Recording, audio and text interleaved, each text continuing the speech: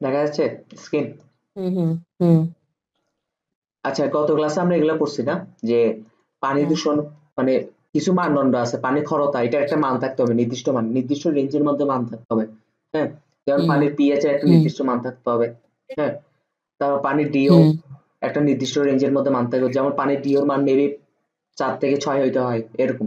হ্যাঁ, হুম হুম হুম তো এইসব কিছু মান হইতে হয়। তো ওকে। আমার এক্স্যাক্টলি মনে নেই কত মান হইতে, এগুলো আমরা পড়তে পড়তে জানবো, কারণ আমার তো এত সময় নেই এগুলো পড়ার। ঠিক আছে, হ্যাঁ হ্যাঁ, ঠিক আছে। আর আমার মনে রাখারও দরকার নেই। পানি আমি খাই, হুম, ফিল্টার করে খাইতেছি, এটা অনেক নাকি। ঠিক আছে। হুম তো হুম আমাদের জীবনটা এমন যে হুদাই পড়ালেখার জন্য অনেক কিছু পড়া লাগে। তো আজকে এবারও আমরা হুম ঠিক পানি বিশুদ্ধ হওয়ার জন্য পানির বিশুদ্ধতার মানদণ্ড কি কি সেগুলো নিয়ে আলোচনা করব, প্রতিটা পয়েন্ট বাই পয়েন্ট।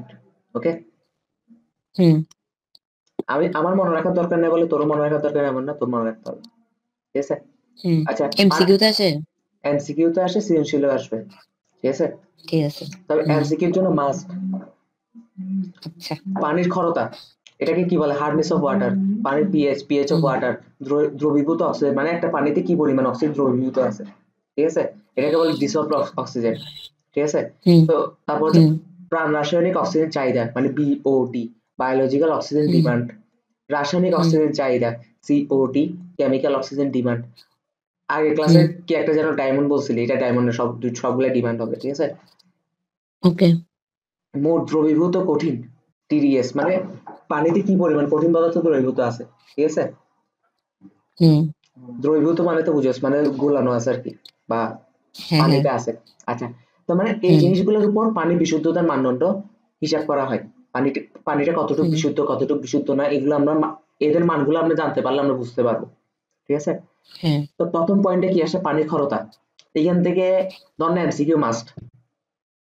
হুম ওকে, পানি হুম ক্ষরতা বলতে কি বোঝায়, গত ক্লাসে প্রশ্ন করছিলি, বলি নাই কারণ কেন, আমি জানি যে এগুলো বড় বড় টপিক আছে, তো এক বলা শুরু করলে হ্যাঁ। থামা যাবে না। ঠিক আছে, পানি ক্ষরতা, যে পানিতে ক্যালসিয়াম, ঠিক আছে। ম্যাগনেসিয়াম, অ্যালুমিনিয়াম, হুম আয়রন, ওকে, কথাটা বুঝ, যে পানিতে ক্যালসিয়াম, ম্যাগনেসিয়াম, হুম। আয়রন ও অ্যালুমিনিয়াম ও আয়রনের এই চারটা মূল লিখতেছিস না,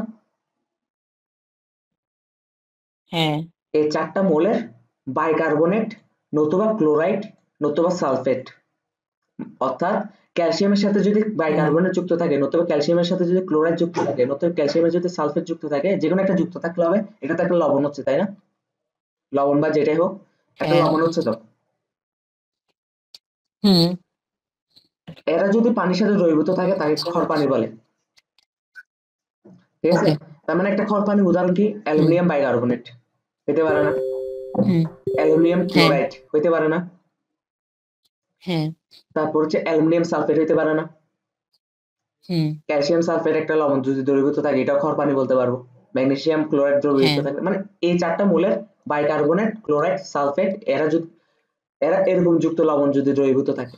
ঠিক আছে, হুম হুম। তো ক্ষরতা আবার দুই প্রকার, অস্থায়ী ক্ষরতা, স্থায়ী ক্ষরতা।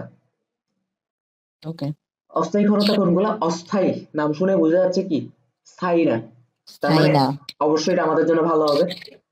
ঠিক না? হুম ভালো কেন হবে, হুম। এই ক্ষরতাটাকে আমরা চাইলে পানি আগুনে ফুটাইলে ক্ষরতাটা হয়তো চলে যাবে।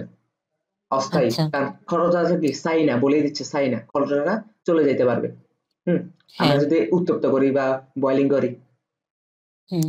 হুম, যেমন হচ্ছে পানিতে যদি ওকে। ক্যালসিয়াম, ম্যাগনেসিয়াম, অ্যালুমিনিয়াম বা আয়রনের বাইকার্বনেট লবণ দ্রবীভূত থাকে, আমরা কি বলছিলাম, হয় বাইকার্বনেট হইতে পারে, ক্লোরাইড হইতে পারে, বা সালফেটের লবণ হইতে পারে, তাই না? হ্যাঁ। এর মধ্যে এই দুইটা বাদ, ক্লোরাইড বাদ, শুধু বাইকার্বনেট লবণ হইলে, মানে calcium bicarbonate, magnesium bicarbonate, aluminium bicarbonate, iron bicarbonate, এরা যদি হুম। পানির মধ্যে দ্রবীভূত থাকে, তখন যে ক্ষরতাটা সৃষ্টি হয় এটাকে কি বলে, অস্থায়ী ক্ষরতা। অস্থায়ী ক্ষরতা। অস্থায়ী ক্ষর পানিকে দীর্ঘক্ষণ ধরে ফুটালে পানির অস্থায়ী ক্ষরতা দূরীভূত হয়। দূরীভূত হয়। তার মানে অস্থায়ী ক্ষরতা আমাদের জন্য খুব একটা মোকাবেলা করার জন্য এত করতে হবে না, এত হুম। কঠিন কিছু করা লাগবে না, পানিটা ফুটাই দিলে হবে, অস্থায়ী ক্ষরতাটা চলে যাবে। কেমনে চলে যায়, ওকে। শুধু বাইকার্বনেটের লবণ বলছি না, হুম। তার মানে ক্যালসিয়াম বাইকার্বনেট একটা উদাহরণ দিলাম, হ্যাঁ। এটাকে যদি তাপ দেস, আমি বলি হ্যাঁ। কেমিস্ট্রিতে মানে তাপমাত্রা অনেক হিসাব থাকে না যে এই বিক্রিয়াটার জন্য 400 থেকে 500-র মধ্যে দিতে হয়। হ্যাঁ, এখানে লেখা থাকে হ্যাঁ না হ্যাঁ 200 থেকে হ্যাঁ 300-র মধ্যে দিতে হয়। তো এগুলো অনেকগুলো তাপমাত্রা দিতে হয়, হ্যাঁ। অনেকগুলো বিক্রিয়া না, আর এতগুলো বিক্রিয়া তাপমাত্রা কি মুখস্থ রাখা সম্ভব? না, সম্ভব না।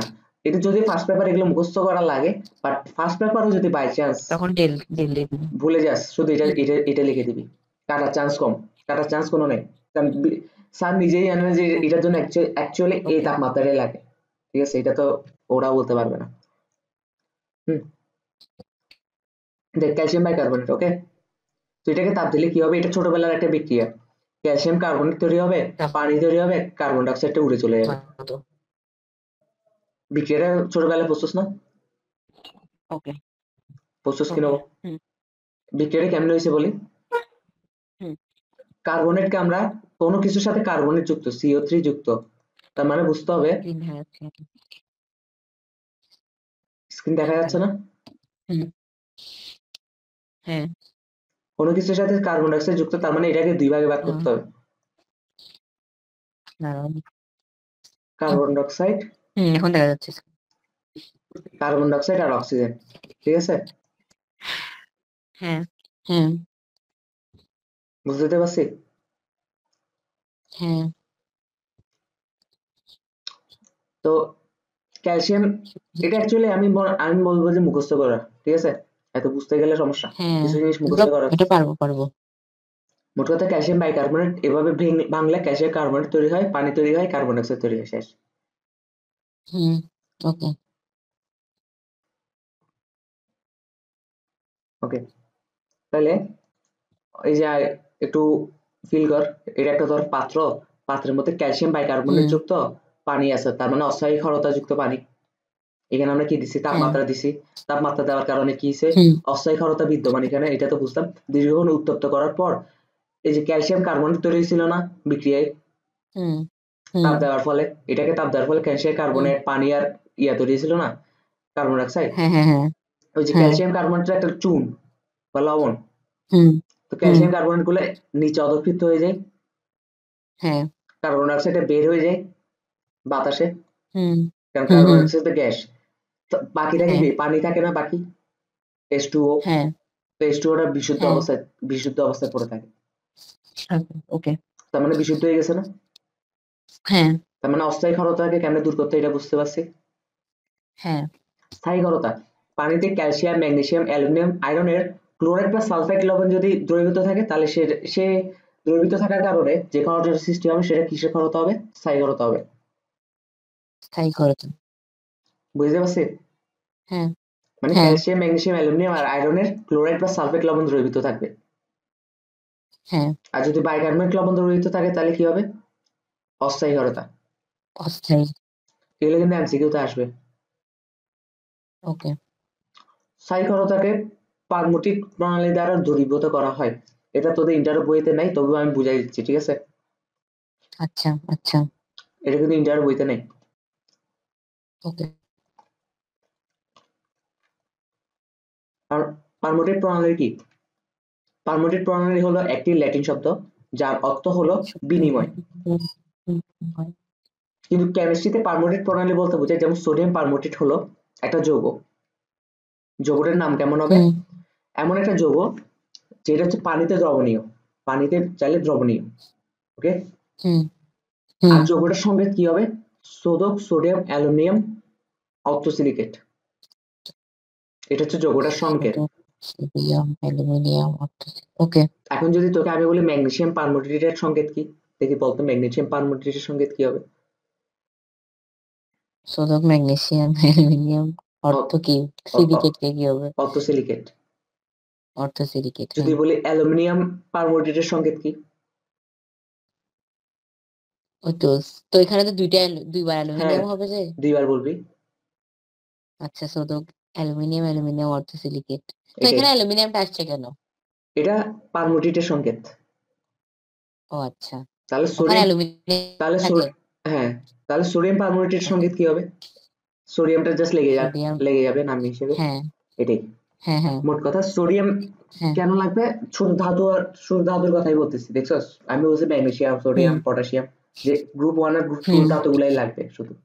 ওকে? ওকে তো হুম ক্যালসিয়াম ক্লোরাইড, কোনো পানির মধ্যে যদি ক্যালসিয়াম ক্লোরাইড থাকে, তার মানে এটা অবশ্যই অস্থায়ী সরি স্থায়ী ক্ষারতা সৃষ্টি করবে ক্যালসিয়াম ক্লোরাইড হ্যাঁ থাকলে। কারণ আমরা কি বলছিলাম, ক্যালসিয়াম, ম্যাগনেসিয়াম, অ্যালুমিনিয়াম আর হ্যাঁ হ্যাঁ আয়রনের যদি ক্যালসিয়াম ম্যাগনেসিয়াম অ্যালুমিনিয়াম আয়রন আয়রনের যদি ক্লোরাইড বা সালফেট লবণ দ্রবীভূত থাকে, হ্যাঁ তার মানে এখন ক্যালসিয়ামের সাথে ক্লোরিন লবণ ক্লোরাইড যুক্ত না, ক্যালসিয়াম ক্লোরাইড। হ্যাঁ তো ক্যালসিয়ামের সাথে হুম ক্লোরাইড যদি যুক্ত, এটা যদি পানিতে থাকে তাহলে কি হবে? স্থায়ী ক্ষারতা সৃষ্টি করবে। আর স্থায়ী ক্ষারতা স্থায়ী হ্যাঁ ক্ষারতা মানে কি? কখনো এটাকে দূরীভূত করা যাবে না, এটা সৃজনশীলের নাম, হুম হুম ঠিক না? স্থায়ী ক্ষারতা হ্যাঁ তো এখন তাও এটাকে দূর করা যায়, সেটা হচ্ছে পারমুটিক যৌগের সাথে বিক্রিয়া করে, ঠিক আছে? হুম কেমনে বিক্রিয়া হুম করবি? যদি 2 মোলে বিক্রিয়া দিতে হবে, খেয়াল রাখতে হবে, ঠিক আছে? ওকে 2 ওকে মোল সোডিয়াম হুম পারমুটেট। এখন ক্যালসিয়াম ক্লোরাইডটা থাকার কারণে তো পানিটা স্থায়ী ক্ষারতা সৃষ্টি হয়েছে, তাই না? তো আমাদের হ্যাঁ আলটিমেট টার্গেট হচ্ছে ক্যালসিয়াম ক্লোরাইডটাকে ভেঙে দেওয়া। ওকে ভেঙে দেওয়া না, ঠিক যেমন এখানে করছি, ক্যালসিয়াম হুম বাইকার্বনেট ছিল, ক্যালসিয়াম বাইকার্বনেটটাকে ভেঙে দিছি, ভেঙে হ্যাঁ ক্যালসিয়াম হ্যাঁ কার্বনেট হ্যাঁ হয়েছে, কার্বন ডাইঅক্সাইড হয়েছে, আর পানিটা রয়ে গেল। হ্যাঁ তো আলটিমেটলি আমাদের টার্গেট হচ্ছে যেটার কারণে ক্ষারতার সৃষ্টি হচ্ছে এটাকে ভেঙে দেওয়া। হুম। ওকে তো এটার সাথে যদি সোডিয়াম পারমোনেট বিক্রিয়া করে তাহলে সোডিয়াম ক্লোরাইড তৈরি হবে, এই যে সোডিয়াম ক্লোরাইড তৈরি হুম হলো। আর ক্যালসিয়ামটা বাকি আছে না? আমরা কি জানি পারমোনেট যৌগের সাথে হ্যাঁ কি কি যুক্ত হয়? ধাতু যুক্ত হয় না? হ্যাঁ তাই তো ক্যালসিয়াম ধাতু কিনা? হুম হুম হুম তো ক্যালসিয়াম পারমোনেট হয়ে যাবে, তার মানে যৌগটা তো আলটিমেটলি হ্যাঁ এখন কি এটা ক্যালসিয়াম ক্লোরাইড আছে আর না নাই? তাহলে পানি বিশুদ্ধ হয়ে গেছে, তো কারণ এটাই তো হুম ক্ষারতার সৃষ্টি করছে, এটাকে ভেঙে দেওয়া আমাদের কাজ। হ্যাঁ হ্যাঁ ঠিক ওকে যেমন ম্যাগনেসিয়াম সালফেট, ক্যালসিয়াম সালফেট সালফেটের লবণগুলো কি হবে? অবশ্যই স্থায়ী ক্ষারতা সৃষ্টি করবে। অবশ্যই স্থায়ী ক্ষারতা হবে হ্যাঁ সালফেট আর ক্লোরাইডের লবণগুলো স্থায়ী ক্ষারতা সৃষ্টি করে, ঠিক আছে? তাহলে হুম ম্যাগনেসিয়াম সালফেটের সাথে হুম যদি আমরা ঠিক সেম ভাবে বিক্রিয়া দিই তাহলে সোডিয়াম সালফেট তৈরি হবে আর ম্যাগনেসিয়াম পারম্যাঙ্গনেট তৈরি হবে, শেষ। তার ওকে মানে হুম স্থায়ী ক্ষারতাও দূর করার নিয়ম আছে, তাই না? কিন্তু আমাদের বইতে এটা নাই। হুম তাহলে আমরা হুম এটাতে আমরা তো যাওয়ার দরকার নেই, তবে সৃজনশীল আসলে তুই লিখে দিতে পারো, স্যার খুশি হবে। হ্যাঁ স্যার ওকে বুঝবে যে তুই জানোস অনেক কিছু, পড়ালেখা করছি পড়ালেখা করছিস। ওকে, হুম একদম ইজি বিক্রিয়া না হুম এটা, এটা লিখতে পারবি না? বাচ্চাদের হ্যাঁ বিক্রিয়া। হ্যাঁ হ্যাঁ আচ্ছা, পারবো খড়, হ্যাঁ তার মানে এটা তো বুঝতে পারছি পানি খড় হলে এটা সমস্যা, হ্যাঁ এটা আমাদের জন্য সমস্যা, এটা বিশুদ্ধ পানির উদাহরণ না, ঠিক না? পানি ক্ষরতা। তো খড় পানি কেন অসুবিধা? হুম খড় থাকলে কি হয়? হ্যাঁ, এটাকে কেন এটাকে তাপ দিয়ে উত্তপ্ত করে আমাদেরকে এটা ভেঙে মানে ক্ষরতাটা দূর করতে হচ্ছে, কিংবা বিশুদ্ধ কেন করতে হচ্ছে পার্মটিক যৌগ যুক্ত করে বিশুদ্ধ করা লাগতেছে, আমাদের দরকার কি বলছে? হুম, হুম এটা কেন অনেক দরকার বলছে। আমি একটা কথা সবসময় বলি যে সবসময় নিজের ভাষায় লিখবি, তাই না? বইয়ের ভাষায় হুম লেখার দরকার নেই। যেমন এখানে এই লাইনগুলো দেখলে বুঝবি যেগুলো আমি লিখছি, কেমনে বুঝবি? দেখ, হুম খড় পানিতে কাপড় ধৌত করলে কাপড়ের মান হ্রাস পায়, সাবানের অপচয় ঘটে, রাস্তায় ঠিক আছে? আচ্ছা, তার হুম মানে কাপড় হুম ধোয়ার ক্ষেত্রে এটা সমস্যার সৃষ্টি করতেছে। যদি খড় পানি দিয়ে কাপড় হুম দিই, একে তো হুম কাপড়ের মানটা হ্রাস করে ফেলতেছে, প্লাস হচ্ছে কি সাবান, বেশি পরিমাণ সাবান ইউজ করা লাগতেছে একটা কাপড় পরিষ্কার করার জন্য। ওকে বয়লার, হুম বয়লার মানে কি? বয়লার মানে তো বুঝোস যে পানি গরম করা পাত্র। হুম, হ্যালো? হ্যাঁ হ্যাঁ তো এটা তো একটা হ্যাঁ বয়লার, এটা একটা বয়লার। তো বয়লারে যদি আমরা খড় পানি বারবার খালি গরম করে খড় পানিটাকে বিশুদ্ধ করতে চাই, ঠিক আছে? কারণ হুম খড় পানিকে বিশুদ্ধ করার হুম একটা নিয়ম কি? যেমন অস্থায়ী ক্ষারতাকে বিশুদ্ধ করার নিয়ম হচ্ছে উত্তপ্ত করা। হ্যাঁ তো আমরা ধর একটা পাত্রের মধ্যে অস্থায়ী ক্ষারতা যুক্ত দিছি, পানি দিছি। হুম, হুম মানে বাইকার্বনেটের লবণ আর কি। হুম হ্যাঁ তো পানি নেওয়ার পর এখানে উত্তপ্ত করতেছি, এবং একটা সময় দেখা যাবে যে বারবার খাওয়ার পানি উত্তপ্ত করতে থাকলে এখানে একটা আস্তরণ পড়বে বয়লারের মধ্যে। হুম আস্তরণ হুম পড়লে বয়লারটা আস্তে আস্তে নষ্ট নষ্ট হয়ে যাচ্ছে না? হুম হুম তো একটা সময় দেখা যেত আগে যেমন একটা খাওয়ার পানিকে বিশুদ্ধ করতে গেলে 5 মিনিট তাপ দেওয়া লাগতো, এখন তাপ দেওয়া লাগতেছে 12 মিনিট, 15 মিনিট এরকম। মানে বয়লারটাকে আচ্ছা নষ্ট করে ফেলতেছে। বয়লার খাওয়ার পানিকে ব্যবহার হুম করলে হুম একটি ধাতব লবণের অস্তরণ সৃষ্টি হয়, আস্তরণ সৃষ্টির ফলে পানিকে উত্তপ্ত করার জন্য অধিক তাপের অপচয়। এগুলো বাংলা পড়া। হ্যাঁ, হুম যেমন এটা আমি লিখছি, খাওয়ার পানিতে চাল ডাল সহজে সিদ্ধ হয় না, চাল ডাল প্রদূষিত হয় না তরকারির স্বাদ কমে যায়, হুম শেষ।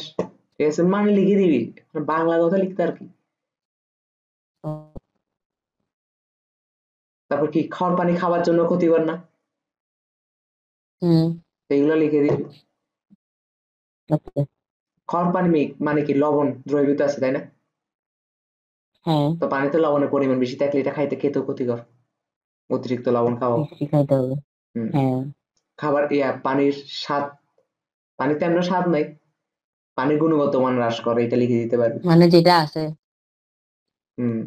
আচ্ছা, অবিশুদ্ধ পানিতে এটা একটা স্বাদ থাকবে, বিশুদ্ধ পানিতে তো আর থাকবে না, ব্যাপারটা এরকম। তো এখন হচ্ছে যে তার মানে ক্ষরতা একটা ক্ষতিকর জিনিস, এটা বুঝলাম। হুম। তো হ্যাঁ, ক্ষরতাটা হ্যাঁ, হ্যাঁ, পরিমাপ করতে হবে না যে কতটুকু পরিমাণ ক্ষরতা চাইলে থাকা যায়, কতটুকু থাকা না যায়। হ্যাঁ। হ্যাঁ, হ্যাঁ, ক্ষরতার মাত্রা, কারণ একেবারে তো তোর ক্ষরতা দূর করতে পারতেছি না, কিছু তো থাকবেই। হুম, হ্যাঁ।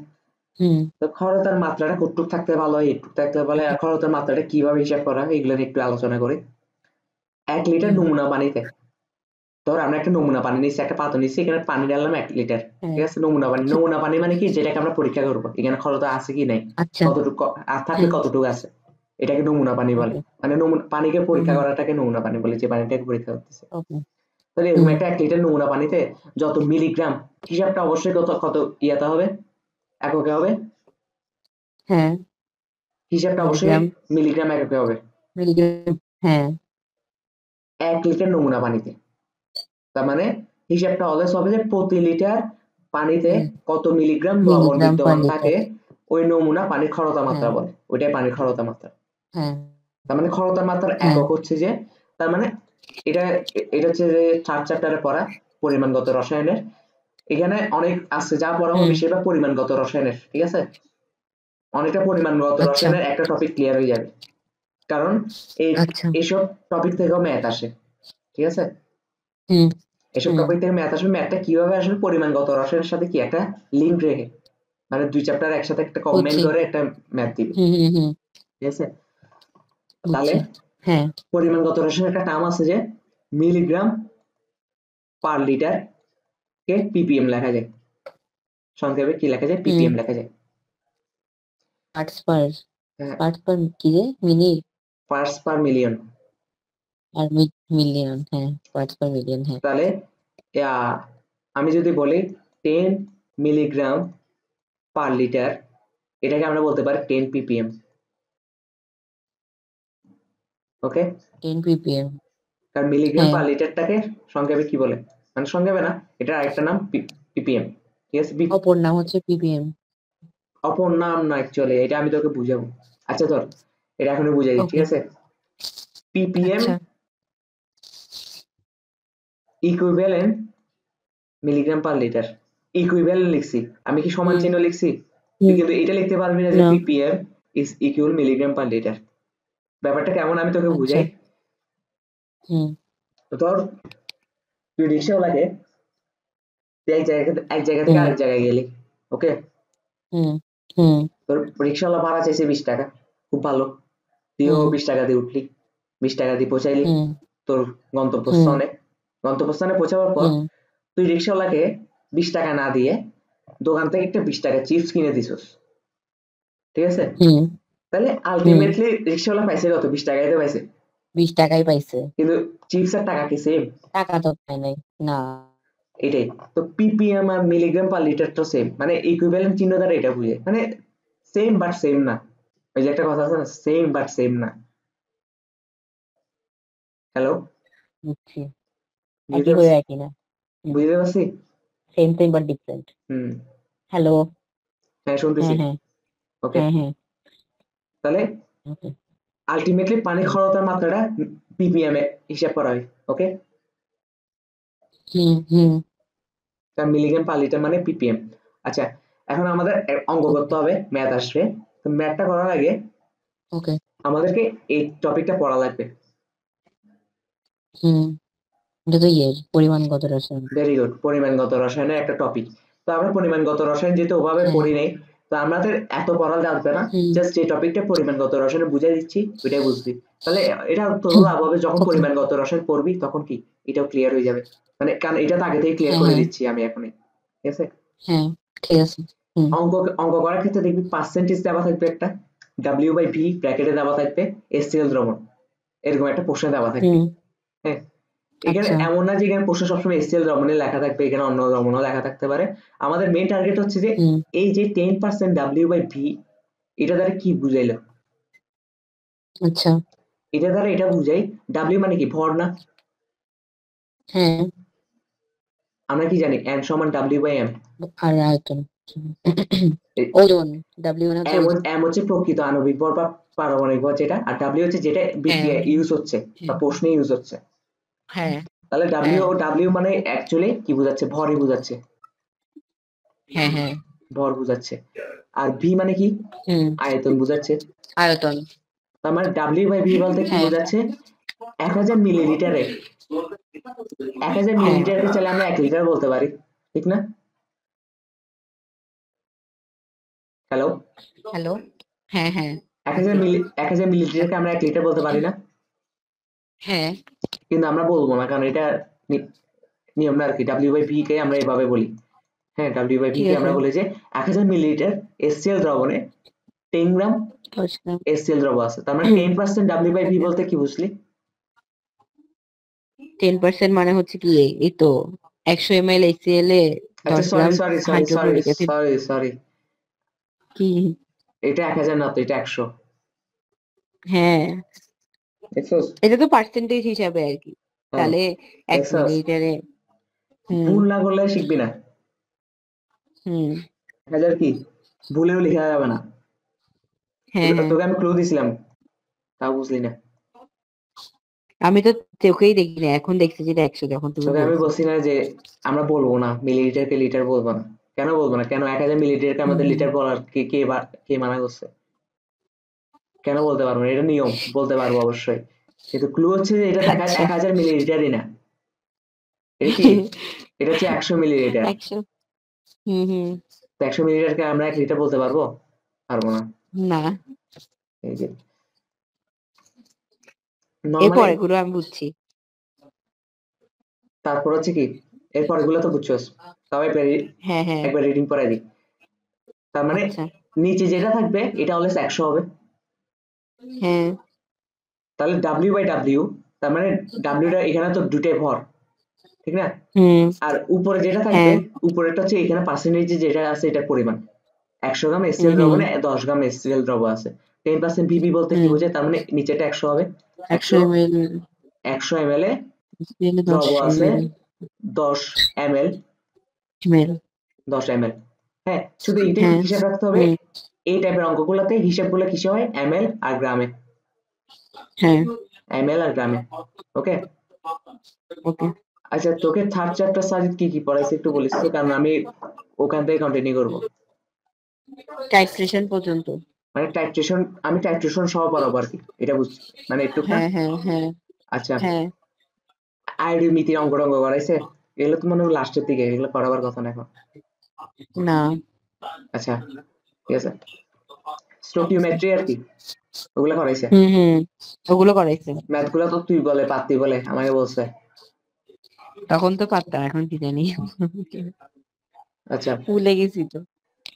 মোট কথা একটু রিভিউ করাই দিও তাহলে পারবো। হ্যাঁ, আমাদের মেন কাজ কি, যেমন এই চ্যাপ্টারে তো অনেক ম্যাথ আছে, তুই পারবি না।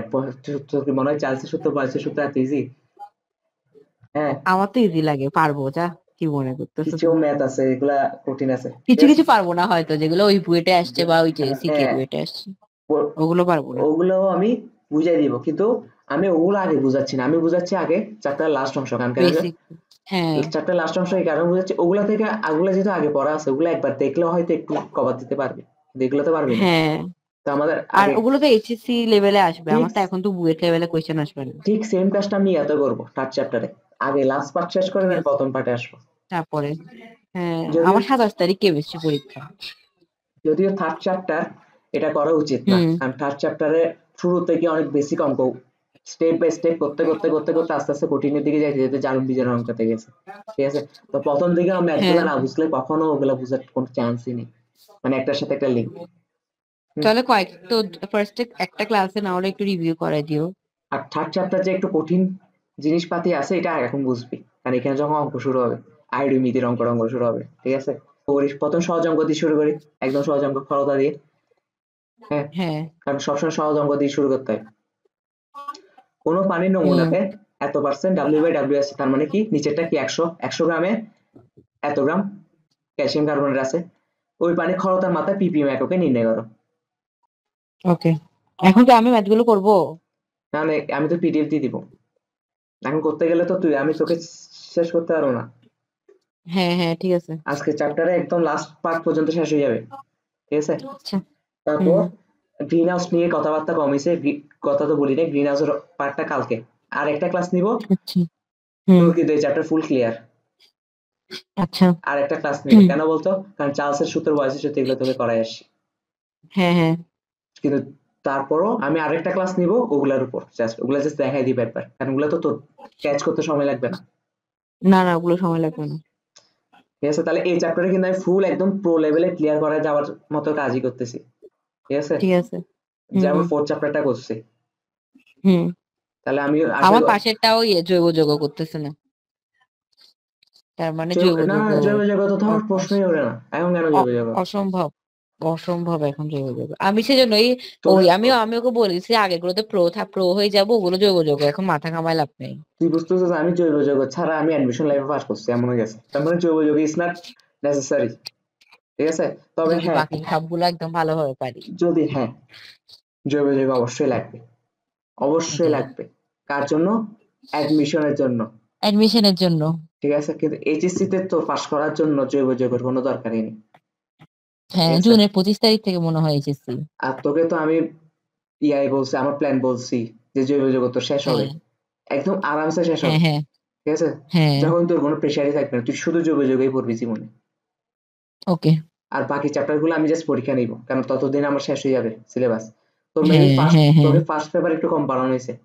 থার্ড হ্যাঁ। চ্যাপ্টার, থার্ড চ্যাপ্টার তুই ধরস না আমি জানি। না, মানে এগুলো ধরার মতন ধরা না, যেমন এই চ্যাপ্টার গুলো যেভাবে শেষ হচ্ছে, এগুলো কি ফার্স্ট পেপার এভাবে শেষ হয়েছে? উইথাউট শেষ হয় নাই তো। গুণগত রসায়ন শেষ করছে আমার মনে আছে, একদম ক্লিয়ার ভাবে। হ্যাঁ তার মানে থার্ড চ্যাপ্টার আর ফোর্থ চ্যাপ্টার এগুলো আমি দেখাই দিয়েছিলাম, যেহেতু তুই পরীক্ষার আগে হ্যাঁ করে হ্যাঁ। আসছিলি আমার কাছে। তাহলে কি করতে হবে? হুম ওগুলাও হুম ঠিক হুম। এভাবেই শেষ করব।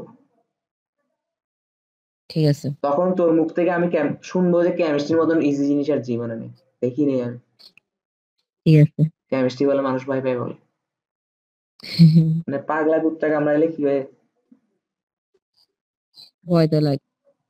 তারপর দেখ, তার মানে এটা তো পারবি, 100 গ্রাম ক্যালসিয়াম কার্বনেট দ্রবণ আছে এত মিলিগ্রাম, এত গ্রাম।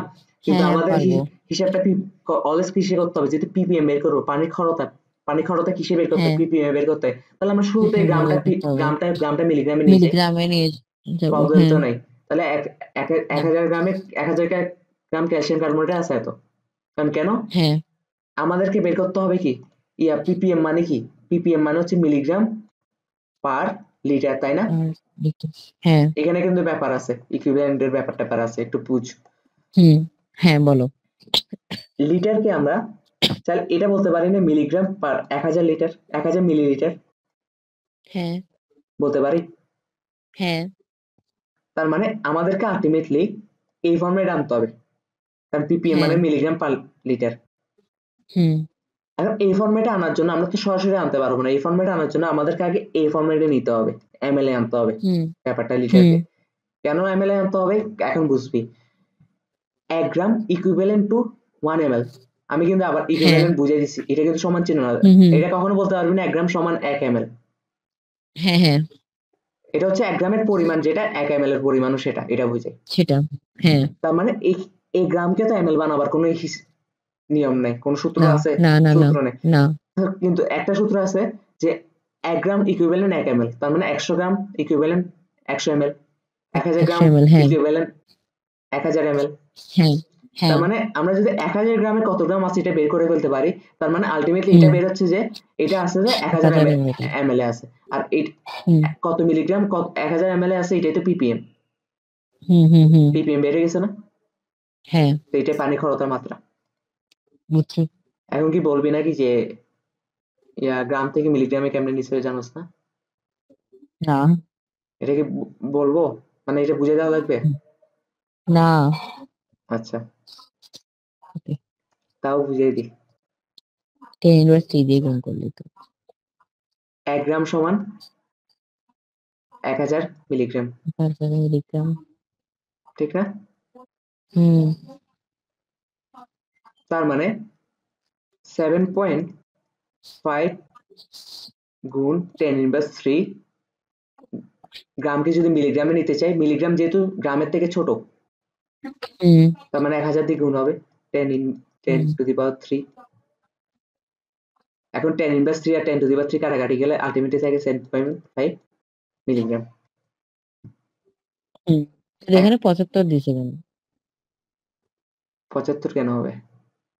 75 হওয়ার কোনো চান্স নেই, ঠিক আছে, এটা 7.5 হবে।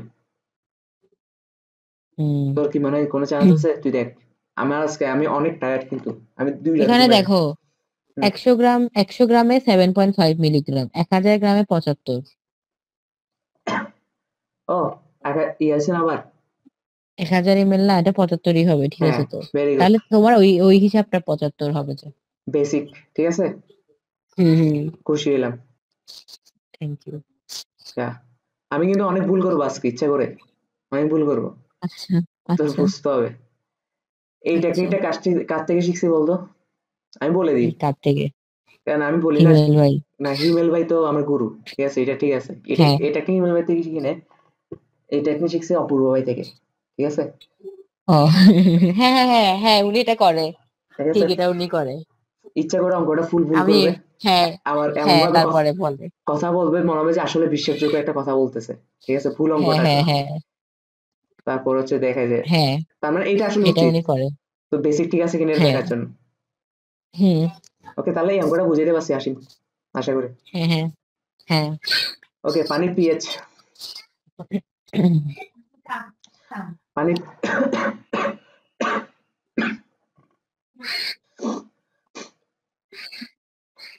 পানির পিএইচ অফ ওয়াটার, ঠিক আছে। আর আমি বলি তোকে একটা হুম মোটিভেশন দিই, এই মোমেন্টে বলো। লাইফে কি হচ্ছে, এক্সটার্নাল কোনো ব্যাপার ট্যাপার হচ্ছে, এগুলো বাদ। কেন বাদ আমি তোকে বলি, আমার লাইফে হুম আমার এখন পরীক্ষা, ঠিক আছে, আমার পরীক্ষা আজকে পরীক্ষা ছিল না, আমার হুম যতগুলা পরীক্ষা এবার গেছে, আমার মনে হয় না হ্যাঁ আমি পরীক্ষার আগে 2 রাত কোনো ঘুমাইছি, ঠিক আছে। হুম আমি পড়ালেখা করছি, হুম পড়ালেখা করে এখন আমার কি পরিমাণ টায়ার্ডনেস এখন থাকার কথা তুই বুঝতে পারছিস, ঠিক আছে। কিন্তু হ্যাঁ আমি ঘুম থেকে হ্যাঁ উঠে অ্যালার্ম দিয়েছি, উঠছে, আমার পড়াইতে হবে, ঠিক আছে, হ্যাঁ আমি পড়াচ্ছিও। হ্যাঁ তো হ্যাঁ জীবনে যেটা দরকার এখন সেটা করতে হবে, হ্যাঁ লাইফের এক্সটার্নাল ব্যাপার সব বাদ, এগুলো কোনো কাজ আসবে না, ঠিক, ঠিক আছে। সেটাই। হ্যাঁ। তো এটা আমি সবাইকে বলি। তো এখন তোদের এইচএসসি পরীক্ষা চলে আসছে, এখন তোর এক্সটার্নাল কি করতেছে না করতেছে এগুলো নিয়ে ভাবার কোনো চান্সই নেই। হুম। চান্স নাই কেন জানোস? কারণ তুই নিজেকে এমন ভাবে বিজি রাখবি, তুই নিজে বুঝবি যে আমার ভাবার চান্স নেই, শেষ। হ্যাঁ হ্যাঁ, যেমন সেটাই করতে যেমন হবে এখন। আমি এখন এত বিজি থাকি যে আমার মোবাইলে কোনটা মেসেজ আসছে কি আসছে আমি দেখি না, আমি রাতের হুম 2টার পর হচ্ছে ফেসবুকে ফাইনালি ঢুকি একটু জাস্ট স্ক্রোল করার হুম জন্য, তখন দেখি আমার অনেকগুলো মেসেজ আসছে, একটু একটু হ্যাঁ রিপ্লাই, একটা একটা রিপ্লাই দিয়ে দিই, হ্যাঁ ঠিক আছে, 2টার পর, হ্যাঁ। এর আগে না। এর আগে হুম আমাকে কখনো কারোর সাথে ফ্রি টাইম চ্যাটিং, কারো একদম ফ্রি টাইম স্ক্রলিং করতেছি, এসব টাইম নাই, হুম এগুলা সেটাই। ছোটবেলায় করতাম, ঠিক আছে। হ্যাঁ হ্যাঁ। তো আর এখন তো আমার আর তোমার চ্যাট হয়, আগে আমাদের চ্যাট না হয়ে দিন গেছে কখনো। এরকম, তো বুঝতে পারছো। সেটাই। তো আর তোর এখন পরের 1 বছর হচ্ছে কি, 1-1.5 বছর, বিশাল। কোনো সবচেয়ে লাইফের সবচেয়ে ক্রুশাল, এর থেকে হুম এর থেকে ইম্পর্টেন্ট সময় আর আসবে না, ঠিক সেটাই। আছে। তো এই ইম্পর্টেন্ট হ্যাঁ সময়টাকে আমি তোর কাছে পা ধরতেছি জাস্ট, ঠিক আছে, এই একটা না বছর না। হ্যাঁ সব বাদ, তার পড়ালেখা কর। হ্যাঁ কারণ আমি প্রমিস করছি হ্যাঁ যে যে মেডিকেল টিকে ছাড়বো, তুই হ্যাঁ মেডিকেলে পড় আর না পড়, তুই মেডিকেলে টিকবি, ঠিক আছে। মেডিকেলে টিকবি, ইয়াতো টিকবি মেডিকেলে, ঠিক আছে। আমি কখনো প্রেশার দিব না মেডিকেল টিকতে হবে, এটা অলওয়েজ হুম সেটা যে মেডিকেলে না টিকলে একটা পাবলিক ভার্সিটিতে আসবি ভালো সাবজেক্টে, ঠিক আছে। ঠিক আছে। হ্যাঁ আলটিমেটলি মেডিকেলের প্রিপারেশন যদি ওয়ান এস পাবলিক ভার্সিটি একটা এমনি সিকিউর হয়ে যায়, আসবেই, হ্যাঁ ঠিক সেটাই। আছে। যেমন আমি তো গুচ্ছে ওকে। না পড়ে পরীক্ষা দিছি। হ্যাঁ। তারপর দেখ মাস সহ, আচ্ছা পানি পিএইচটা একদম বাচ্চাদের পড়া, হ্যাঁ। ভালো হয়। আমি বলি একদম সংক্ষেপে বলে দিই, পিএইচ এর দেখ, পিএইচ নিয়ে এত পড়ালেখা নেই, জাস্ট এই 3 লাইন, এই 3 লাইনের মধ্যে কি বলছে আমি তোকে বলি। ওকে। পুকুরের মধ্যে একটা নির্দিষ্ট পরিমাণ পিএইচ থাকতে হবে মাছ প্রাণীদের জন্য, হ্যাঁ ঠিক আছে। হ্যাঁ ওই হ্যাঁ ওইটা হচ্ছে হ্যাঁ। 6.5 থেকে 8.5 এর মধ্যে থাকতে হয়। আর ওকে। যদি খাবার পানির কথা হিসাব করি তখন হচ্ছে পিএইচ এর মান অবশ্যই 7 হইতে হবে, নাহলে তো অ্যাসিড নতুবা ক্ষার হয়ে যাবে। 7 এর হ্যাঁ কম হ্যাঁ হলে হ্যাঁ। অ্যাসিড, 7 এর বেশি হলে ক্ষার হয়ে যায়। তো বিশুদ্ধ পানি পিএইচ অবশ্যই কি হতে হবে, 7 হইতে হবে। দুই হুম। নাম্বার কথা বলছে এটা। 3 নাম্বার কথা বলছে এই যে একটু আগে বলছি না, পুকুরের পানির পিএইচ কত হবে, 6.5 থেকে 8.5 হইতে হবে। হ্যাঁ। ইয়া মাছ প্রাণীদের জন্য, আমাদের জন্য না, মাছ জলজ প্রাণীদের জন্য। কিন্তু এমন না যে 6.5 এর থেকে একটু কমে গেছে বলে জলজ প্রাণী মরে যাচ্ছে, বাঁচতে পারবে না, কান্নাকাটি করবে, এমন না। বা 8.5 এর থেকে একটু এদিক সেদিক হলে যে ও কান্নাকাটি করবে, এমন না। ও কান্নাকাটি কখন করবে? যখন একেবারে 4 এই রেঞ্জটা 6.5টা যদি 4.5 এর থেকে কমে যায়, আর 8.5টা যদি 9.5 এর উপরে উঠে যায়, তখন হচ্ছে যে মাছ জলজ প্রাণী এবার কান্নাকাটি শুরু করবে। এটা সম্ভব না ওদের জন্য বেঁচে থাকা, ঠিক আছে? এবার হচ্ছে তার মানে পানি পিএইচও শেষ, পানি মানদণ্ডের 2টা পয়েন্ট শেষ। এবার পানি মানদণ্ড হচ্ছে দ্রবীভূত অক্সিজেন। এবার একটু তোকে প্যারা দিবে, ঠিক আছে? বুঝ, ওকে, থিওরি প্যারা দিবে না, অঙ্ক প্যারা দিবে আর কি। আচ্ছা আচ্ছা, তাহলে দেখ ব্যাপারটা, দ্রবীভূত অক্সিজেন, ডিসলভড অক্সিজেন বা ডিও, এটাকে ইংলিশে কি বলে? Dissolved oxygen. ডিসলভ মানে কি? দ্রবীভূত, অক্সিজেন মানে তো অক্সিজেন। হ্যাঁ, পানিতে দ্রবীভূত অক্সিজেন পরিমাণকে ডিও বলে। এটা তো একদম মানে কমন সেন্সের কথা। তুমি নাম দেখে বুঝছো দ্রবীভূত অক্সিজেন মানে পানিতে কি পরিমাণ অক্সিজেন দ্রবীভূত আছে। ওকে, তার মানে পানিতে বিভিন্ন অণুজীব, জলজ প্রাণী, এখন পানির মধ্যে অনেক অণুজীব জলজ প্রাণী থাকে না? কথা সত্য কিনা? অণুজীব জলজ প্রাণী থাকে এবং নানান উদ্ভিদও থাকে পানির ভিতর, শৈবাল ছত্রাক কত কিছু থাকতে পারে, বাদ, ঠিক আছে? তো এগুলো জীবন ধারণের জন্য যে পরিমাণ অক্সিজেন প্রয়োজন, ঠিক আছে, ওই পানির ডিও অবশ্যই সমান বেশি হতে হবে। স্বাভাবিক। তার মানে পানির ভিতর অক্সিজেন যত বেশি থাকবে, জলজ প্রাণীদের জন্য বেঁচে থাকা তত সুবিধার হবে। তার মানে পানির মধ্যে ডিওর মান যত বেশি, পানির উন্নতই তত বেশি, পানিটা তত বেশি উন্নত। কাদের জন্য? আমাদের জন্য না, জলজ প্রাণীদের জন্য। তো ডিওটা হিসাব করা হয় জলজ প্রাণীদের জন্য, এগুলো আমাদের জন্য না, ঠিক আছে? তো আমরা মানুষ হিসেবে অনেক বড় ক্ষতি করছে, আমাদের সবার চিন্তা করা লাগে, ঠিক আছে? মানে ব্যাকটেরিয়া পড়তেছি, ভাইরাস পড়তেছি, ছত্রাক পড়তেছি, শৈবাল পড়তেছি, সবার কথা চিন্তা করা লাগে, এটা আমার খুব দুঃখ লাগে, ঠিক আছে? শুধু মানুষের কথাটা চিন্তা করা হয় না। হ্যাঁ হয়, জুলজি পড়তেছিস তো, জুলজি পড়তেছিস না? যদিও ওইটা নিজের কথাই চিন্তা করা হচ্ছে, কিন্তু ব্যাকটেরিয়া তো আমাদের কথা চিন্তা করতেছে না। এসে জীবন মানে দুনিয়াটা এমন, ঠিক আছে? সেটাই। যদি পানিতে ডিও কম থাকে, তাহলে জলজ প্রাণী বা উদ্ভিদের প্রয়োজনীয় অক্সিজেন পাবে না এবং এতে করে অনেকে নিঃশেষ হয়ে যাবে, ফলে পরিবেশের ইকোসিস্টেম নষ্ট হয়ে যাবে। এগুলো কম বাংলা পড়া না? ওকে,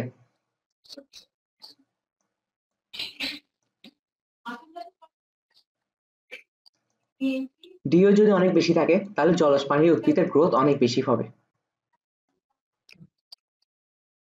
হ্যাঁ, ফলে পরিবেশে ইকোসিস্টেম নষ্ট হবে। আচ্ছা, নষ্ট হয়ে যাবে। তার মানে ডিও কমও থাকা যাবে না, কম থাকলে প্রয়োজনীয় অক্সিজেনটা জলজ প্রাণীরা পাচ্ছে না। আর যদি বেশি থাকে, তার মানে পানির মধ্যে যে অণুজীব গুলো আছে ওরা বেশি সুবিধা পেয়ে যাচ্ছে। আর ওরা বেশি সুবিধা হয়ে গেলে ওরা কি করে রিপ্রোডাকশন করবে, মানে বুঝছো তো? রিপ্রোডাকশন করবে, রিপ্রোডাকশন করলে কি হবে? সংখ্যা বৃদ্ধি হবে। তো পানিতে যদি অতিরিক্ত পরিমাণে সংখ্যা বৃদ্ধি হয়ে যায়, এটা ইকোসিস্টেম নষ্ট করতেছে না, বাস্তুতন্ত্র নষ্ট করতেছে না? কারণ একটা নির্দিষ্ট পরিমাণে তো পানি থাকতে পারবে। হ্যাঁ, তো যত বেশি অণুজীব সৃষ্টি হচ্ছে, এগুলো দূষণের তত বেশি সৃষ্টি করে পানির মধ্যে, পানি দূষণ। তো তার মানে অতিরিক্ত থাকা, কমও থাকা যাবে না, বেশিও থাকা যাবে না। তার মানে থাকতে হবে কত? যদি পরিবেশের ইকোসিস্টেম বজায় থাকতে চায়, তাহলে অবশ্যই পানিতে পরিমিত পরিমাণে ডিও উপস্থিত থাকতে হবে, ঠিক আছে? ডিও কে আবার ডিও বলিস তো, এটা ঢাকা ইউনিভার্সিটি না, ঠিক আছে? এটা অক্সিজেন। অক্সিজেন, সরি, অধিকাংশ জলজ প্রাণী বেঁচে থাকার জন্য ডিও এর পরিমাণ 5 ppm। ওই যে একটু আগে বলছিলাম, আমি শুরুতেই বলছিলাম 5 ppm এর কাছে। হ্যাঁ, 5 ppm থাকা অত্যাবশ্যক। আর 25 ডিগ্রি সেলসিয়াস তাপমাত্রায় পানির ডিও সর্বোচ্চ পরিমাণ 9 ppm। এটার দ্বারা কি বুঝাইছে? 25 ডিগ্রি সেলসিয়াস তাপমাত্রায় পানির ডিও এর সর্বোচ্চ পরিমাণ 9 ppm। 25 ডিগ্রি সেলসিয়াস তাপমাত্রা মানে কি? আমরা কক্ষ তাপমাত্রা বা রুম টেম্পারেচার ধরে নিই না, মানে যেটা আমাদের একটা নির্দিষ্ট তাপমাত্রা থাকে। হ্যাঁ, আমাদের পরিবেশের নরমাল তাপমাত্রা নরমালি 25 ডিগ্রি সেলসিয়াস তাপমাত্রা ধরে নেওয়া হয়। হ্যাঁ, তো ওই তাপমাত্রায় পানি ডিও এর সর্বোচ্চ পরিমাণ 9 ppm বলতে বোঝায় যদি বাই চান্স এটা 9 ppm থেকে বেশি হয়ে যায়, হ্যাঁ, তার মানে এটা ক্ষতিকর। আচ্ছা, বুঝছি। তার মানে সর্বোচ্চ 9 ppm, সর্বোচ্চ কত হইতে পারবে? 9 ppm। 9 ppm হইতে হবে, ঠিক আছে?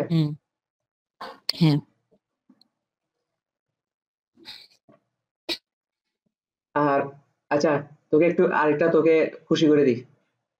বলো তোকে মেডিকেলের কথা কেন বলছি বলতো? কেন? তুই যে 4 নম্বর চ্যাপ্টারটা পড়াইছো, পরীক্ষা দিছস, হ্যাঁ তোর হাতের লেখা, তোর বুঝা হ্যাঁ বুঝছস, এটা দেখে আমি বুঝতে পারছি তোকে আমি টিকাইতে পারবো। ঠিক আছে, জাস্ট কি এটা বলো? এটা ধরে রাখতে হবে। ঠিক আছে, আচ্ছা আচ্ছা। বেসিক ঠিক থাকলে তুই যে কোনো ভাবে অঙ্ক করতে পারবি, যে কোনো ভাবে।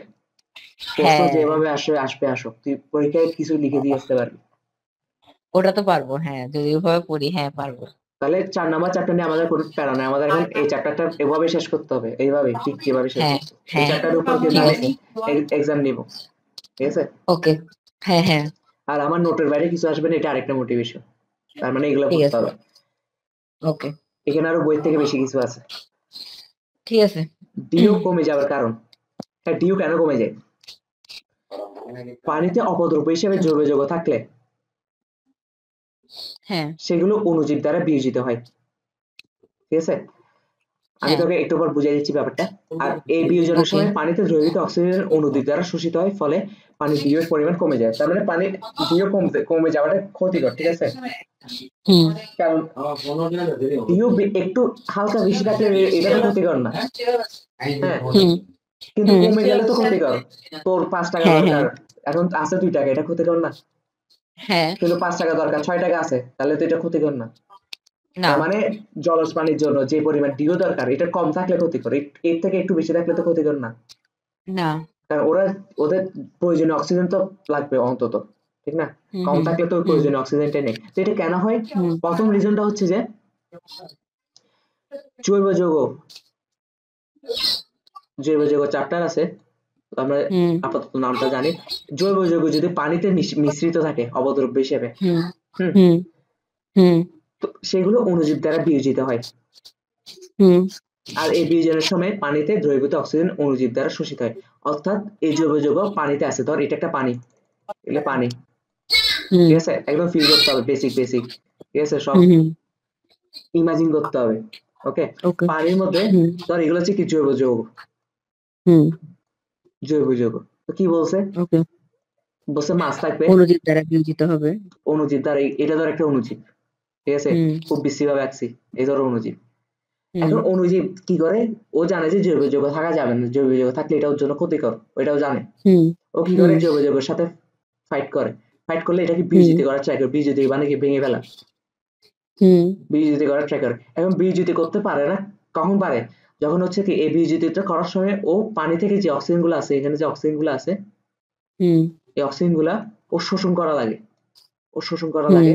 ও শোষণ হুম। করলে তখনই ও একটা শক্তি অর্জন করে, শক্তিটা অর্জন করার পর ওকে বিয়োজিত করতে পারে। হ্যাঁ হ্যাঁ হ্যাঁ। কিন্তু এতে ব্যাপারটা কি হয়েছে, ও যে পানি থেকে অক্সিজেনটা গ্রহণ করে ফেলতেছে, হ্যাঁ, হুম। তাহলে পানিতে অক্সিজেন পরিমাণটা কমে যাচ্ছে না, দ্রবীভূত অক্সিজেনের পরিমাণটা হ্যাঁ কমে যাচ্ছে না? হ্যাঁ হ্যাঁ তো হ্যাঁ। এখানে বাকি অণুজীব যেগুলো আছে, এটা ওদের হুম। জন্য অক্সিজেনের ঘাটতি দেখা যাবে না। হ্যাঁ এটাই হচ্ছে যে 1 নাম্বার পয়েন্টে বলছে, বুঝছি। পানিতে ডিওর পরিমাণ কমে গেছে। ঠিক আছে, হুম হুম ওকে। তারপর বলছে জমিতে, আমরা যদি জমিতে ফসফেট বা নাইট্রেট ইত্যাদি জাতীয় সার ব্যবহার করি, হ্যাঁ, হুম এরা বৃষ্টির পানিতে ধৌত হয়ে বিভিন্ন জলাধারে জমা হয়। ফলে জলাধারের উদ্ভিদগুলো এই সার গ্রহণ করে, এই সার গ্রহণ করে দ্রুত বড় হয়। হ্যাঁ, হুম ফলে গাছগুলো হুম। দ্রুত মরে যায়, যাদেরকে খাবার হিসেবে গ্রহণ করে জলাধারে থাকা বিভিন্ন ব্যাকটেরিয়া। এই সকল প্রচুর পরিমাণে অক্সিজেন শোষিত হয়, ফলে পানির ডিও কমে যায়। কি বলছে? হুম। জলাধারে কিছু গাছ থাকে, হ্যাঁ।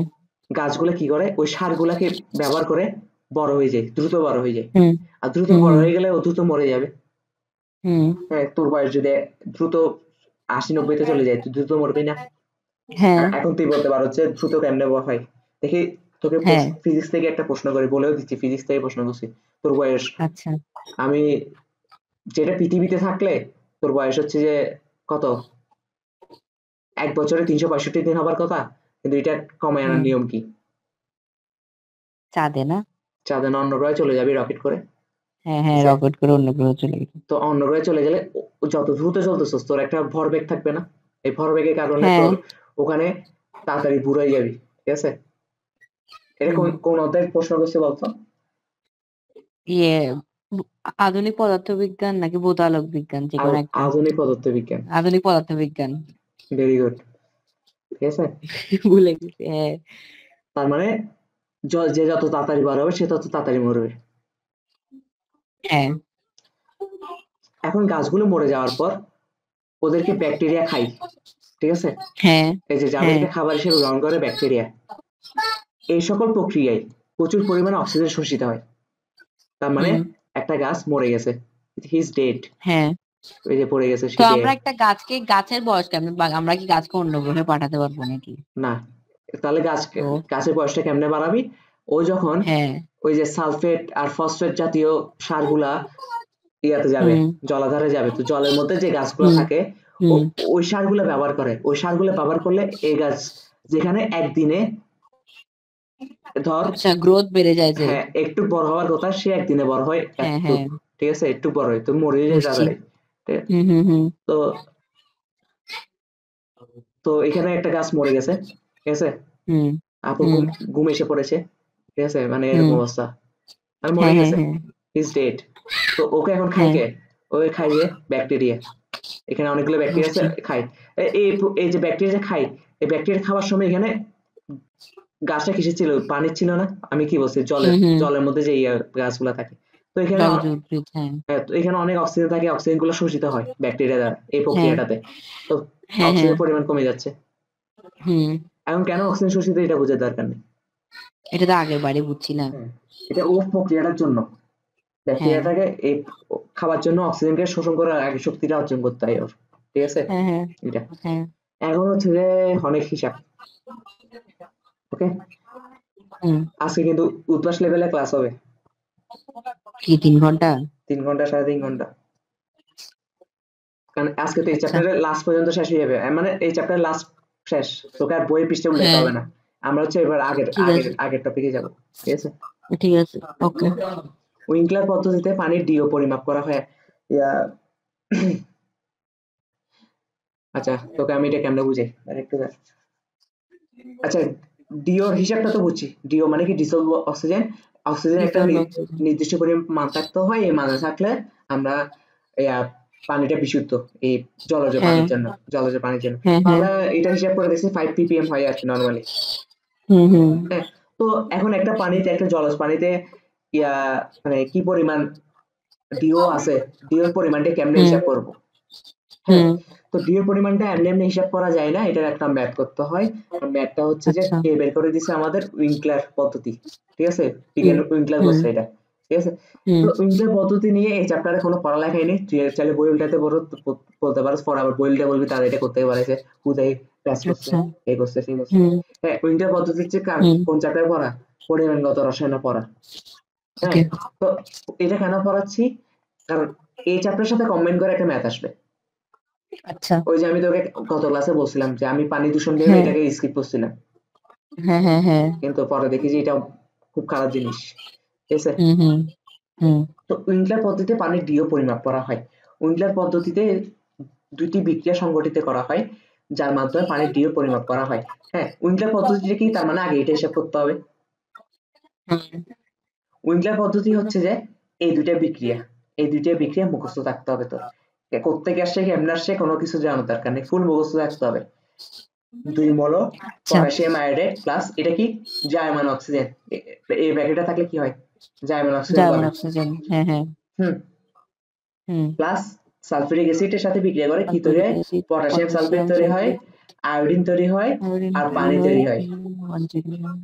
কেমনে হুম। তৈরি হয় আমাদের জানার কোনো দরকার নেই, এটা মুখস্থ, এই দুইটা বিক্রিয়া ফুল মুখস্থ। ওকে।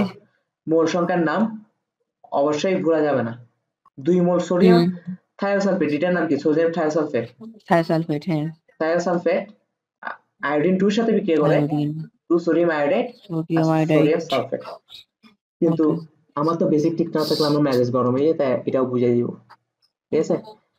আচ্ছা, হুম। এটা ডিওর ক্ষেত্রে হিসাব করি, ডিওটা কেমনে হিসাব করবো, এটা ধর একটা জলাধর, হুম, হুম। এই জলাধর, এটা একটা জলাধর, এখানে ডিও কত এটা হিসাব করতে হবে। হুম, আচ্ছা। তো আমরা তো পুরো হুম। জলাধর সব পানি নিতে পারবো না, হ্যাঁ, জলাধর না। তো অনেক বড়, তো ওখান থেকে একটা নমুনা পানি হিসেবে আমরা 1 লিটার নিই, 1 লিটার। হুম। 1 লিটারটা এখানে একটা পাত্রে ঢাললাম নমুনা পানি হুম। হিসেবে, ঠিক আছে। হুম। হুম। তো নমুনা পানি হিসেবে 1 লিটার থাকার পর ওখানে আমরা পটাশিয়াম আয়োডাইড মিশ্রিত করবো কয় মোল, 2 মোল। 2 মোল। সালফিউরিক অ্যাসিড মিশ্রিত করব কয় মোল? 1 মোল। হুম। এই যে 2 মোল পটাশিয়াম আয়োডাইড মিশ্রিত করলাম, সালফিউরিক অ্যাসিড 1 মিশ্রিত মোল করলাম। Sulphuric acid. জার্মান অক্সিজেনটা কোত্থেকে আসছে? পানির সঙ্গে কি H2O না?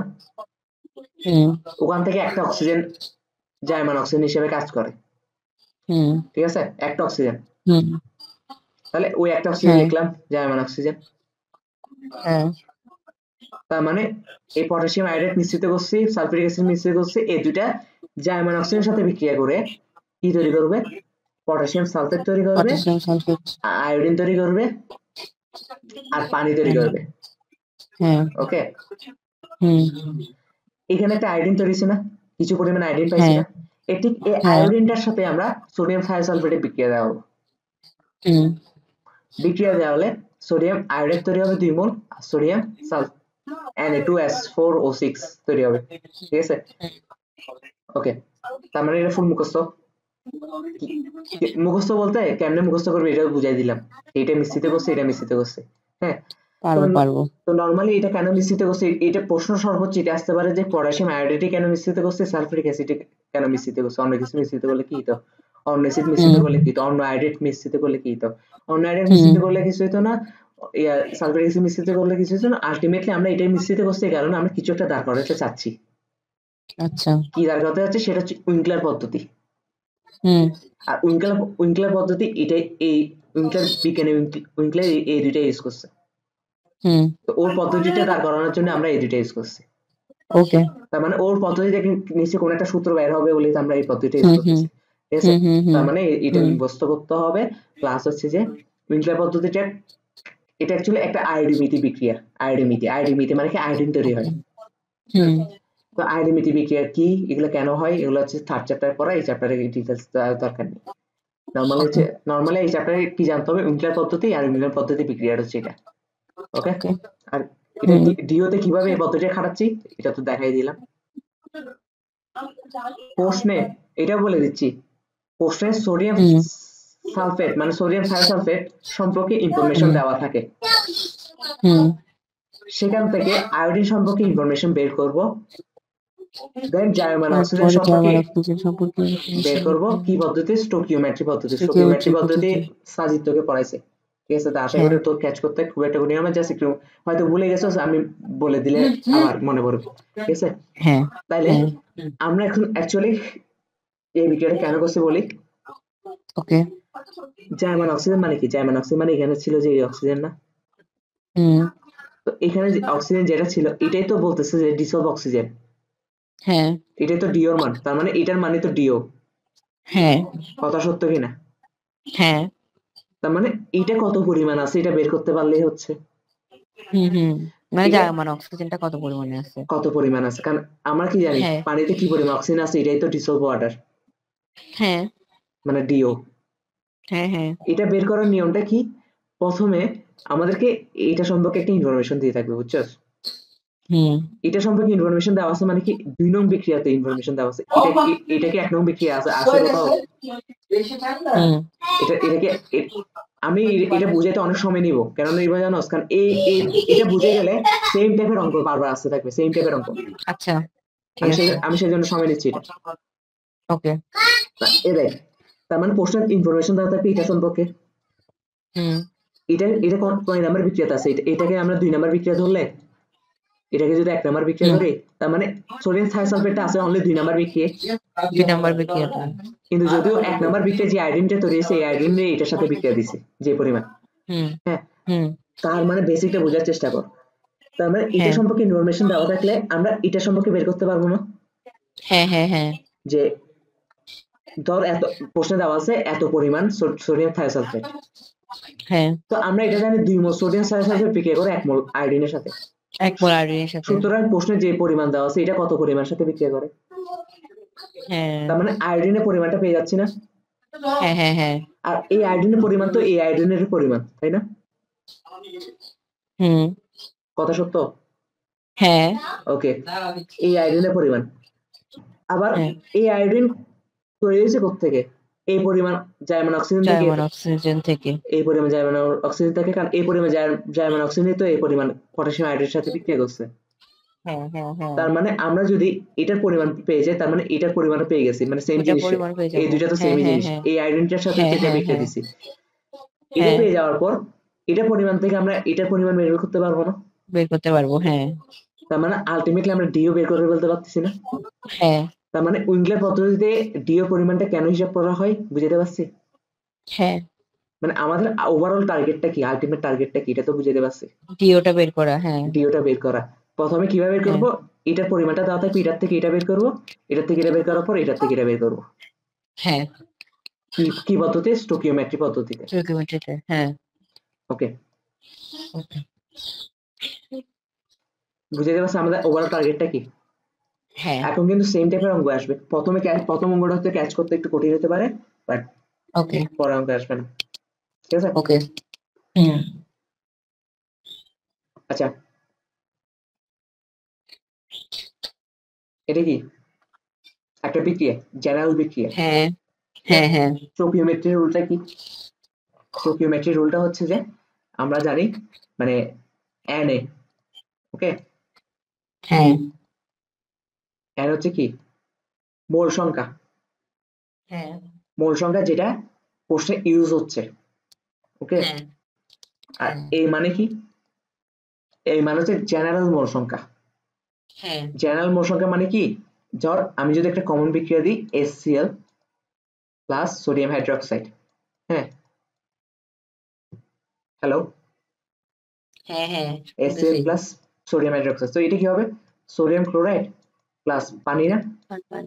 হ্যাঁ এটা হচ্ছে জেনারেল বিক্রিয়া। তো জেনারেল বিক্রিয়া অনুসারে হ্যাঁ এটাও এক মোল লাগছে, এটা এক মোল লাগছে, এটা এক মোল, এটা এক মোল। কিন্তু তাই বলে এটা না যে এক মোল ইউজ হয়েছে।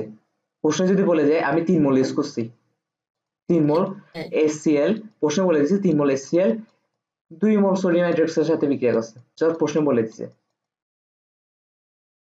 হ্যাঁ, হ্যাঁ তখন তো আমরা তখন স্টোকিওমেট্রি রুলসটা হচ্ছে যে জেনারেল বিক্রিয়া অনুসারে, মানে নরমাল বিক্রিয়াটা লিখলে HCl লাগে 1 মোল, সোডিয়াম হাইড্রোক্সাইডটা লাগে 1 মোল নরমাল অনুসারে বিক্রিয়াটা লিখতে। হ্যাঁ তার মানে A হচ্ছে যে 1, তার মানে A হচ্ছে 1, আর হ্যাঁ প্রশ্নে যেটা মান দিয়ে দিয়েছে এটা হচ্ছে 3। 3। বুঝতে পারছি? হ্যাঁ Na বলতে কি বুঝাইছে, A বলতে কি বুঝাইছে? হ্যাঁ সহজ জিনিস না? হ্যাঁ হ্যাঁ এগুলো পারবো। ওকে, ওকে তাহলে এটার মধ্যে একটা সম্পর্ক স্থাপন হয়, Na divide by A, Nb divide by B, Nc divide by C, Nd divide by D, এরা সবাই সমান। মানে হ্যাঁ বিক্রিয়ক উৎপাদ, এগুলো হচ্ছে বিক্রিয়ক উৎপাদ, এগুলো সবাই সমান। হ্যাঁ আর মোলারিটি একটা সূত্র আছে না, S equal N by P, মানে ঘনমাত্রা আর কি, হ্যাঁ মানে প্রতি হ্যাঁ লিটারে হ্যাঁ কত মোল দ্রবদ্রবীভূত আছে। হ্যাঁ এগুলো তো এসেছিস। আর এটি সূত্রটা এখন লাগবে না, যদি এটা তো বের করতে পারবি ইজিলি, পারবি না? এম বাই এম ভি, এখানে বড় হাতের এম কি? আণবিক ভর বা প্রকৃত, ভর। হ্যাঁ আণবিক ভর বা ভর, পারমাণবিক ভর। আর ছোট হাতের এম কি? ছোট হাতের M হচ্ছে যেটা ইউজ হচ্ছে। হ্যাঁ পারবো। ঠিক আছে? আচ্ছা ডাব্লিউ বাই এম ভি। হ্যাঁ হ্যাঁ হ্যাঁ, আচ্ছা বুঝছি বুঝছি, এন এর জায়গায় ওইটা বসাইছে আর হুম কি। হুম হুম, বুঝছি। হুম শুধু এটা ডাব্লিউ লিখলেই হয় হবে। এটাই। নরমালিটি হচ্ছে কি? নরমালিটি নামটা তো আগে শুনছস। হ্যাঁ হ্যাঁ এটা এখন এত কিছু জানতে হবে না, নরমালিটি মানে হচ্ছে ঘনমাত্রা ইনটু তুল্য সংখ্যা। হুম ঘনমাত্রা ইনটু তুল্য সংখ্যা। তবে এই অঙ্কগুলো করার ক্ষেত্রে হ্যাঁ তোকে আমি আগেই বলে দিই, তুল্য সংখ্যা নিয়ে কোনো প্যারা খাইতে হবে না, কারণ সবসময় কি হিসেব দেওয়া থাকবে কি সোডিয়াম থাইসালফেটের না। হুম তো আমরা এটা মুখস্থ করে ফেলি, সোডিয়াম থাইসালফেটের তুল্য সংখ্যা কি, এটা মুখস্থ করে ফেলি।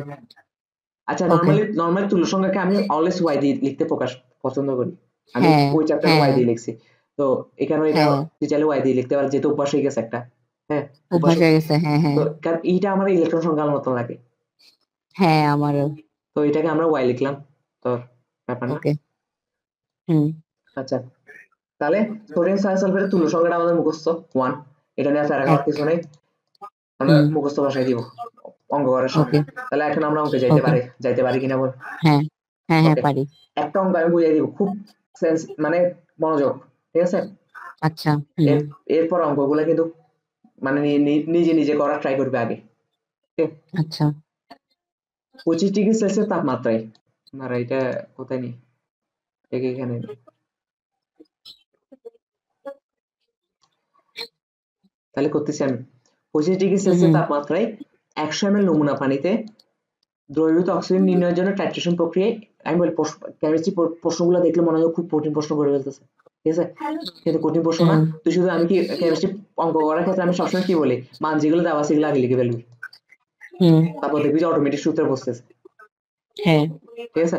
100 ml নমুনা পানিতে, নাম মানে নমুনা পানি নিচে কত 100 ml পানিতে দ্রবীভূত অক্সিজেন নির্ণয়ের জন্য টাইট্রেশন প্রক্রিয়ায় 0.02 নরমালিটি দিয়ে দিছে। এন মানে কি পড়াতে, এন মানে কি নরমালিটি না, নরমালিটি। হ্যাঁ আমি বলছিলাম কি ক্লু তো দিয়ে দিয়েছিলাম, অলওয়েজ সোডিয়াম থাইসালফেটের ক্লু দেওয়া থাকবে। হ্যাঁ হ্যাঁ হ্যাঁ এত নরমালিটি সোডিয়াম থাইসালফেট যখন 12 ml প্রয়োজন হলে ওই নমুনা পানিতে দ্রবীভূত অক্সিজেন পরিমাণ ppm হিসাব করো। হ্যাঁ, তো যেহেতু ডিও এর পরিমাণ হিসাব করতে বলছে, দ্রবীভূত অক্সিজেন মানে তো ডিও, এটা আমাদের বুঝে নিতে হবে। তো যেহেতু ডিও, তাহলে আমাদেরকে অবশ্যই উইংক্লার পদ্ধতি ইউজ করতে হবে, এটাও আমরা জানি।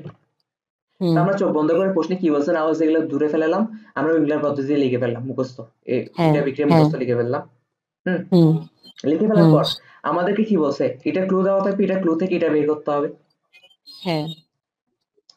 ঠিক না, এটা ক্লু থেকে এটা বের করতে হবে। তাহলে আমি স্টোকিওমেট্রি পদ্ধতি করি, এটা কেমনে বের করব, ইয়া এন অফ এটা, এই যে দেখছস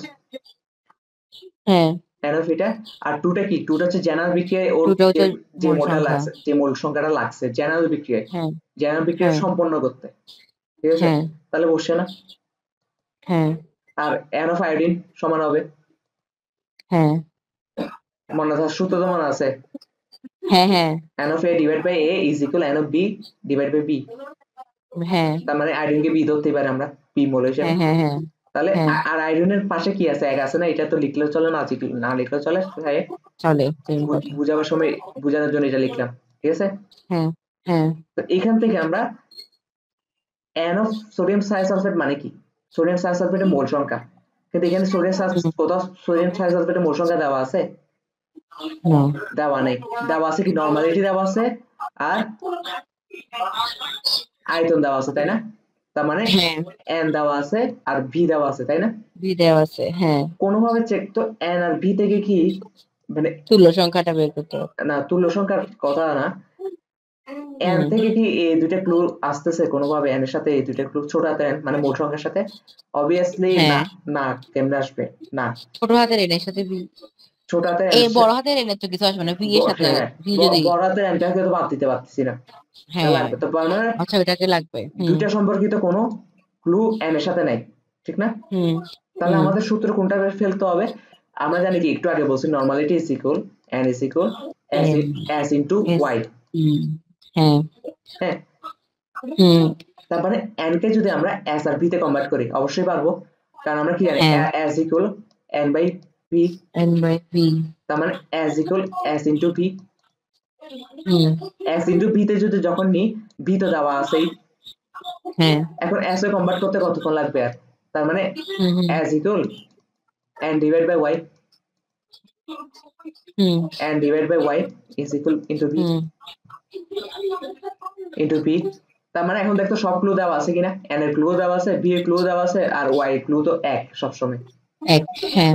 এখন দেখ সব ক্লু দেওয়া আছে কিনা, তো সব ক্লু এখন যদি দেওয়া থাকে, এখন কি আমরা আয়োডিনের পরিমাণটা বের করে ফেলতে পারি না, এটা কি বের হবে, এন অফ আয়োডিন বের হবে না, এন অফ আয়োডিন মানে কি, যেটা প্রশ্নে ব্যবহৃত হচ্ছে, এন মানে কি, যেটা প্রশ্নে ব্যবহৃত হচ্ছে, তার মানে আমরা এটার পরিমাণ বেড়ে যাবে না, কিসে বের হবে, মোল সংখ্যা, এন বলতে কি বুঝায়, মোল সংখ্যা বুঝায়, মোল। একটু বুঝে গেছি, ইজি অঙ্ক করে গেলাম, ঠিক আছে, ওকে। তাহলে অঙ্ক করে এই মোল সংখ্যাটা পাইছি, ক্যালকুলেটরে মান বসাইতে পারবি, পারবে। এক নং বিক্রিয়ায় এখন দেখ আমাদের কাজ কি, এই আয়োডিনের পরিমাণ বেড়ে গেছে না, আমাদের সেকেন্ড কাজ কি ছিল, এই আয়োডিনের পরিমাণ থেকে এটার পরিমাণ বের করা না, এটাই তো আমাদের প্ল্যান, ওভারঅল টার্গেট। তার মানে এবার স্টোকিওমেট্রি পদ্ধতিতে আমরা কোথায় ইউজ করব, এক নং বিক্রিয়া ইউজ করব, তাহলে এখন সূত্র এটা হবে না যে n of iodine divided by 1, কারণ এটা সামনে 1 আছে, 1 ধরে নিলাম, হ্যাঁ is equal n of German oxygen আগেও কি আছে, 1 আছে, তার মানে 1। এটা সমান এটা লিখতে পারি না স্টোকিওমেট্রি পদ্ধতি অনুযায়ী? হ্যাঁ হ্যাঁ হ্যাঁ তার মানে আমরা এখান থেকে জার্মান অক্সিজেন পরিমাণ পেয়ে যাচ্ছি না? হ্যাঁ কিন্তু জার্মান অক্সিজেন পরিমাণটা কিসে পাবো? মোল সংখ্যায় পাবো, তাই মোল না? সংখ্যায় পাবো। হ্যাঁ তো এইভাবে করতে করতে আচ্ছা আমি এটা ডাইরেক্ট করে ফেলছি, বাট তোকে আমি একটু ভেঙে বলি। হ্যাঁ 10 ইনভার্স 3 করছে এখানে ওই যে আমি বলি মোল সংখ্যাটাকে গ্রামে নিতে যে ওটা আমাদেরকে কি বের করতে বলছে? আমাদেরকে বের করতে বলছে ডিও। আর ডিও সবসময় কি এককে থাকে? ppm এককে থাকে। আর ppm এককে মানে কি? মিলিগ্রাম পার লিটার এককে। তার মানে আমাদেরকে মোল সংখ্যাটাকে মিলিগ্রাম পার লিটার নিতে হবে। এটা অবশ্যই নিতে পারি আমরা। কেমনে নিতে পারি? n equal কত? n into n divided by v। তো n কে আমরা w by m লিখতে পারি না? তো w ভরের একক না?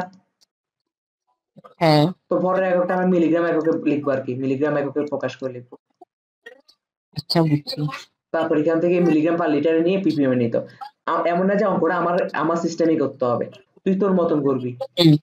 আচ্ছা তোর কি বেসিক ঠিক থাকতে হবে, আমার কথা হচ্ছে বেসিক ঠিক থাকতে হবে, ঠিক আছে? তাহলে আমি কিভাবে করছি এটা বলি, এটা সহজ লাগতে পারে কারণ এটা আমি সরাসরি করে ফেলছি, ঠিক আছে? এটা সমান এটা তো আমি একটু আগে লিখছি, যেটা সমান এটা লেখা যায়। এখন আমাদেরকে তো বের করতে হবে অবশ্যই nটাকে ভরে নিতে হবে, এটা তো আমরা জানি। ওভারঅল টার্গেটটা আমাদের কি? তাহলে n সমান আমরা লিখতে পারি না w by m? w by m লিখতে পারি, এটা একটু ভেঙে লিখি। তা w of carbon monoxide, sorry oxygen, German oxygen, এবার লিখতে পারি না nটাকে? আর নিচে 1 লেখা না লেখা তো সমান কথা, এটা ডিভাইড বাই 1 আছে, এটাকে না লিখলে চলে না? ওকে, এটাকে না লিখলে চলে। তাহলে এটা সমান আমরা লিখতে পারি না যে n of iodine? n of iodine-টাকে তো চেঞ্জ করতে হচ্ছে না, কারণ আমাদের আয়োডিনের ভর লাগতেছে না, আমরা কোথায় চেঞ্জ করবো কেন? এটাকে ভরে নেওয়ার কোনো দরকার আছে না, কারণ আমাদের তো আয়োডিনের কোনো মানই লাগবে না। আয়োডিনের মানটাকে ইউজ করে এটার কোনো একটা মান বের করতে যাচ্ছি, ঠিক আছে? তাহলে এখানে কি হবে? এখানে 1 হবে।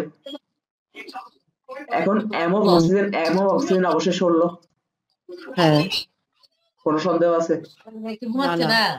কোনো সন্দেহ নেই। তাহলে আমরা লিখতে পারি না যে w of oxygen is equal 16 into n of iodine? আচ্ছা বুঝছি। লিখতে পারি?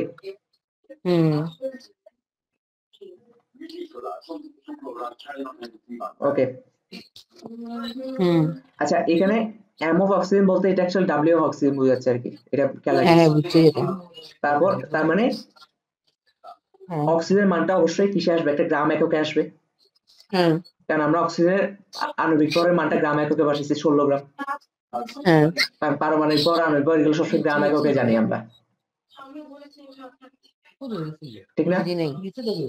পারমাণবিক ভর, আণবিক ভর যেগুলো আমরা জানি যে হাইড্রোজেনের পর 2 গ্রাম, লিথিয়ামের পর 6 গ্রাম, এগুলো সবসময় গ্রাম এককে না? তো গ্রাম এককে বসাইছি, তার মানে মানটা গ্রাম এককে আসবে, কিন্তু আমাদের লাগবে কি? Milligram per litre. তার মানে এটাকে মিলিগ্রামে নিছি। তার মানে কি পরিমাণ অক্সিজেন ভর দ্রবীভূত আছে বের হয়ে গেছে না? কিন্তু এটা কি 1 লিটারে আছে, এটা বের হয়েছে? এখনো বের হয়নি না। আমাদের নমুনা পানি কত ছিল? 1 লিটার 100 মিলিলিটার, 12 মিলিলিটার। আচ্ছা 100 মিলিলিটার। নমুনা পানিটা কত ছিল? 100 মিলিলিটার। তার মানে 100 মিলিলিটারে ডিসলভ অক্সিজেন আছে এত মিলিগ্রাম। তার মানে 1000 মিলিলিটারে আছে কত? শেষ অঙ্ক। আচ্ছা বুঝছি। একটা অঙ্ক আমার বুঝাই দিছি, অনেক কষ্ট করে বুঝাইছি, এখন আশা করি এরপরে অঙ্কগুলো আর বুঝাইতে লাগবে না, ঠিক আছে সময়? ঠিক আছে, আলটিমেটলি কিন্তু অঙ্কটা সহজ নয়, তুই জাস্ট উইংলার পদ্ধতিটা মুখস্থ রাখবি, তারপর স্টোকিওমেট্রি খাটাই দিবি। তার মানে ডিওর পরিমাণ কেমনে হিসাব করতে হয় বুঝাতে পারছি? হ্যাঁ তার মানে আরেকটা অঙ্ক যদি আমরা করি আমাদের ফুল ক্লিয়ার হয়ে যাবে কনসেপ্টটা, তাই না? হ্যাঁ হ্যাঁ হ্যাঁ তো কি বলছে, একটি নমুনা পানিতে 30 ডিগ্রি সেলসিয়াস তাপমাত্রায় দ্রবীভূত অক্সিজেনের পরিমাণ এত। হুম তার মানে এখানে ডিওর মান দিয়ে দিছে, হ্যাঁ একটু ঘুরে দিছে আর কি। হুম তার মানে এবার ডিওর মান থেকে অন্য কিছু একটা বের করতে হবে।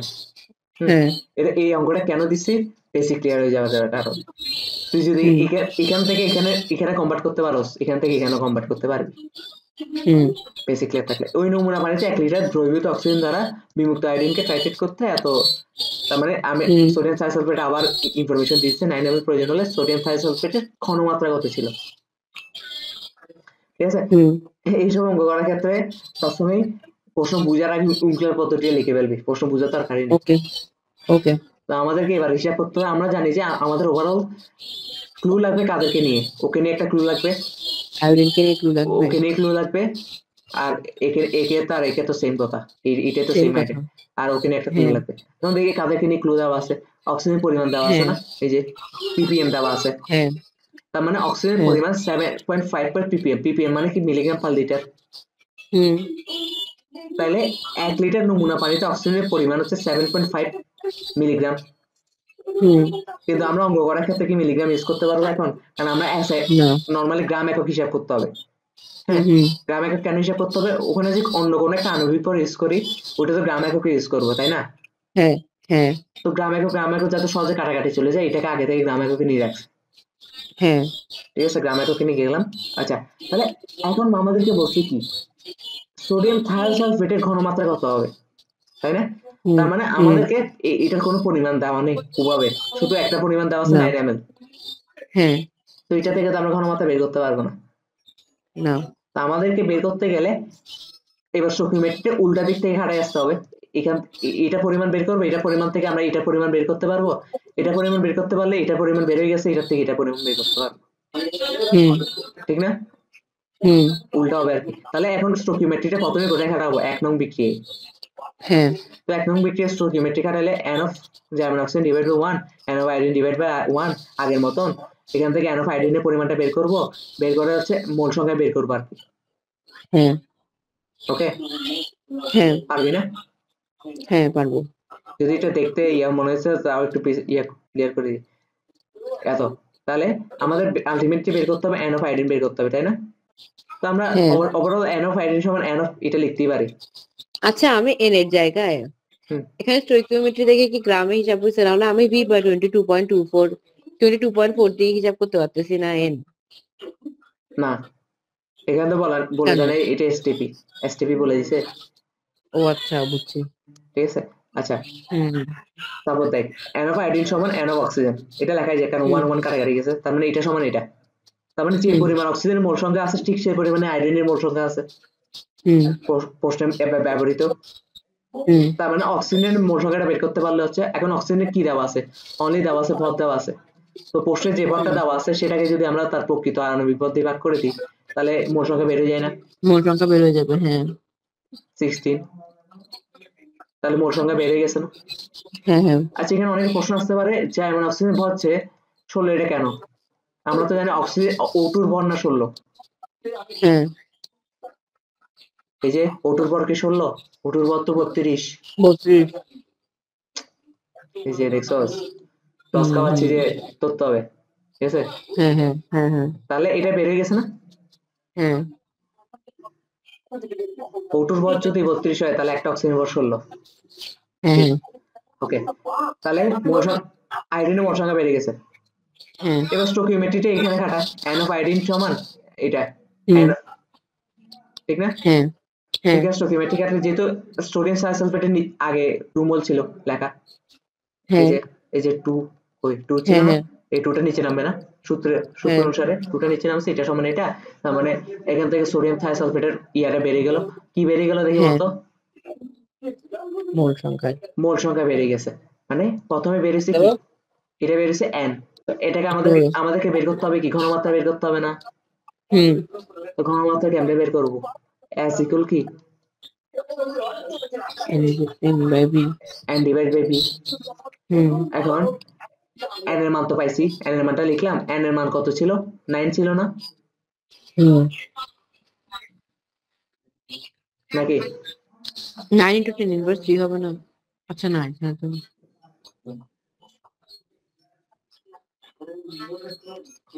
হ্যালো হ্যালো, হ্যাঁ তাহলে দাঁড়া, এখানে কি কিছু ভুল আছে কিনা দেখি। আমরা 9 মিলিমিটার। নর্মাল অঙ্ক করে যাই, ঠিক আছে? 9 মিলিলিটারকে আমরা কি লিখতে পারি? 9 মিলিলিটারকে আমরা যদি লিটারে নিই তাহলে 1000 দিয়ে ভাগ হবে না? দেখি 1000 দিয়ে ভাগ করতে ক্যালকুলেটর কত আসে। ক্যালকুলেটর বহু দূরে। বলো না কেন তুমি বলো।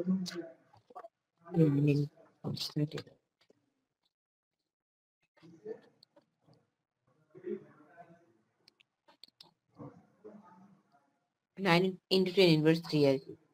9 এটা তো নরমাল মান, এটা আমি জানি। আচ্ছা 9 into 10 inverse 3। আচ্ছা 0 পয়েন্ট কত রকম তাহলে আসছে না? এটা লিটারে চলে আসে, তাই না? এখন আমরা কি জানি, s equal হচ্ছে n/p। তো আমাদের কি বের করতেছে? s তো বের করতে বলছে, তাই না? হ্যাঁ, তো n এর মান কত হবে? n এর মান হচ্ছে যে 2 into 4.7125 into 10 inverse 4, এটা তো n এর মান, তাই না? ডিভাইড বাই হ্যাঁ 9 into 10 inverse 3। দেখি এটা ইয়াতে বসাতো। দাঁড়াও ক্যালকুলেটরে 2 into 4.7125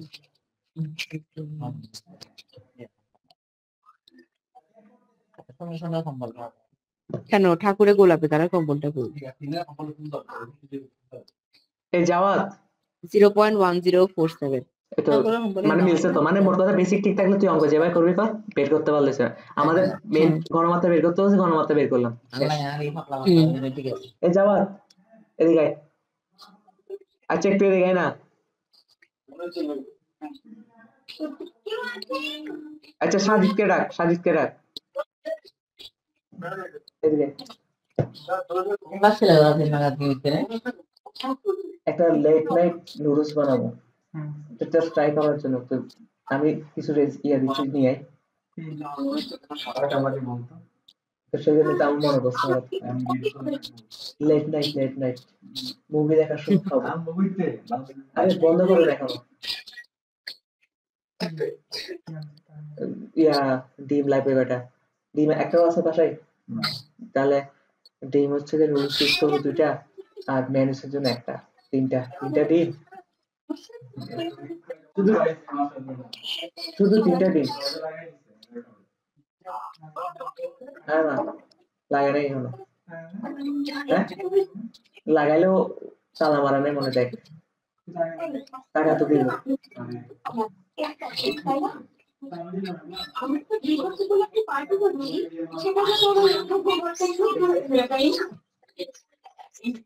হ্যালো, আচ্ছা তাহলে দেখ প্রাণ রাশি এবার হচ্ছে, তার মানে আমাদের ডিও শেষ, পিএস শেষ, ক্ষমতা শেষ। এবার হচ্ছে বিওডি। বিওডি হচ্ছে কি বায়োলজিক্যাল অক্সিজেন ডিমান্ড। হ্যাঁ দেখ তো এখানে একটা জিনিস মিল আছে কিনা, অক্সিজেন ডিমান্ড, ঠিক আছে? তার মানে অক্সিজেনের সাথে সম্পর্কিত কিছু একটা। পানিতে বিদ্যমান জৈব পদার্থের বিয়োজনের জন্য। একটু দাঁড়া। আচ্ছা পানির মধ্যে অনেক প্রকারের জৈব পদার্থ থাকে, ঠিক আছে? ওদের বিয়োজনের জন্য প্রয়োজনীয় অক্সিজেনের পরিমাণকে প্রাণ রাসায়নিক অক্সিজেন চাহিদা বলে। এখন পানিতে জৈব পদার্থ থাকা এটা খারাপ, জৈব পদার্থ থাকুক আর এটা অজৈব পদার্থ থাকুক, এটা থাকা খারাপ। তো ওদেরকে বিয়োজন করার জন্য যে পরিমাণ অক্সিজেন লাগতেছে ওইটাকে কি বলতেছে? পানির বিওডি। তার মানে দেখি কমন সেন্স থেকে বলতো, বিওডির মান যদি বেশি হয় পানিটা কি তত বেশি দূষিত নাকি ভালো? বেশি হলে তো ভালো, বেশি হলে দূষিত। কারণ কেন দূষিত যে তো এখানে প্রাণ পানির বিওডির মান বেশি কেন? বেশি কারণে জৈব পদার্থ গুলাকে বিয়োজিত করার জন্য ঠিক সেই পরিমাণ অক্সিজেন লাগতেছে বলে বিওডির মানটা বেশি। তার মানে অক্সিজেন বেশি মানে কি জৈব পদার্থ গুলা পানিতে বেশি আছে, আর সেজন্য ওই পরিমাণ জৈব পদার্থকে বিয়োজিত করার জন্য পানির অক্সিজেন লাগতেছে বেশি। বুঝছি। ঠিক আছে? তার মানে পানিতে জৈব পদার্থের পরিমাণ যত বেশি হবে সেই সকল জৈব পদার্থের বিয়োজনের জন্য প্রয়োজনীয় অক্সিজেন চাহিদা বেশি হবে, অথবা পানিতে বিদ্যমান জৈব পদার্থের পরিমাণে বৃদ্ধি পেলে বিওডিও বৃদ্ধি পাবে। বিওডি বেশি থাকার অর্থ হচ্ছে পানিতে জৈব পদার্থের পরিমাণ বেশি, আর জৈব পদার্থ অজৈব পদার্থগুলো সাধারণত পানিতে দূষক হিসেবে থাকে। ঠিক আছে? তার মানে জৈব নামটাকে শুনেই পজিটিভ মনে করলে হবে না, জৈব অজৈব যেটাই হোক দূষক। ঠিক আছে? তারপর বিওডি বেশি, পানিতে জৈব পদার্থ বেশি আর দূষণ বেশি, মানে এটা চিহ্ন দিয়ে বসাই দিচ্ছে আর কি। তারপর কি, অর্থাৎ যে পানিতে বিওডি যত কম হবে সেই পানিতে তত বিশুদ্ধ হবে। স্বাভাবিক, উল্টা হবে। পানিতে দ্রবীভূত অক্সিজেন পরিমাণকে ডিও বলে। আবার ডিও চলে আসছে না? ওকে, বিওডি যত বেশি ডিও তত কম। কারণ বিওডি বাড়ার অর্থ হচ্ছে জৈব পদার্থগুলোর বিয়োজনের জন্য অধিক অক্সিজেন প্রয়োজন, আর এই অধিক অক্সিজেন সরবরাহ হয় পানিতে দ্রবীভূত অক্সিজেন হতে। তার মানে ব্যাপারটা যদি আমি তোকে বলি, ফিল করাই, ধর এটা হচ্ছে একটা পুকুর, এটা হচ্ছে একটা পুকুর, পুকুরে অনেকগুলো জৈব পদার্থ আছে, লাল লাল গুলো হচ্ছে জৈব পদার্থ, আর এগুলো হচ্ছে জলজ পানি। তো জৈব পদার্থ যত বেশি আছে, জৈব পদার্থ গুলোকে বিয়োজিত করার জন্য অক্সিজেন তত বেশি লাগবে না। অক্সিজেন এটাকে, এই অক্সিজেন এটাকে বিয়োজিত করলো, এই অক্সিজেন এটা বিয়োজিত করলো, এই অক্সিজেন ধর কথা আর কি, অক্সিজেন এটাকে বিয়োজিত করলো, এই অক্সিজেন এটাকে বিয়োজিত করলো, তা ওভারঅল আলটিমেটলি পানিতে যে অক্সিজেন গুলো ছিল এগুলো খুব ইয়ে হয়ে যাচ্ছে না, চলে যাচ্ছে না। তার মানে পানিতে ডিসলভ অক্সিজেনের পরিমাণ কমে যাচ্ছে না। কারণ এই জৈব পদার্থ গুলোকে যে অক্সিজেন বিয়োজিত করতেছে, অক্সিজেন গুলো তো আকাশ থেকে আসতেছে না, এগুলো তো পানিতে দ্রবীভূত অক্সিজেন গুলাই। আর পানিতে দ্রবীভূত অক্সিজেন গুলোকে তো আমরা ডিও বলি। বুঝতে পারছি? দাও। ক্লিয়ার 100%?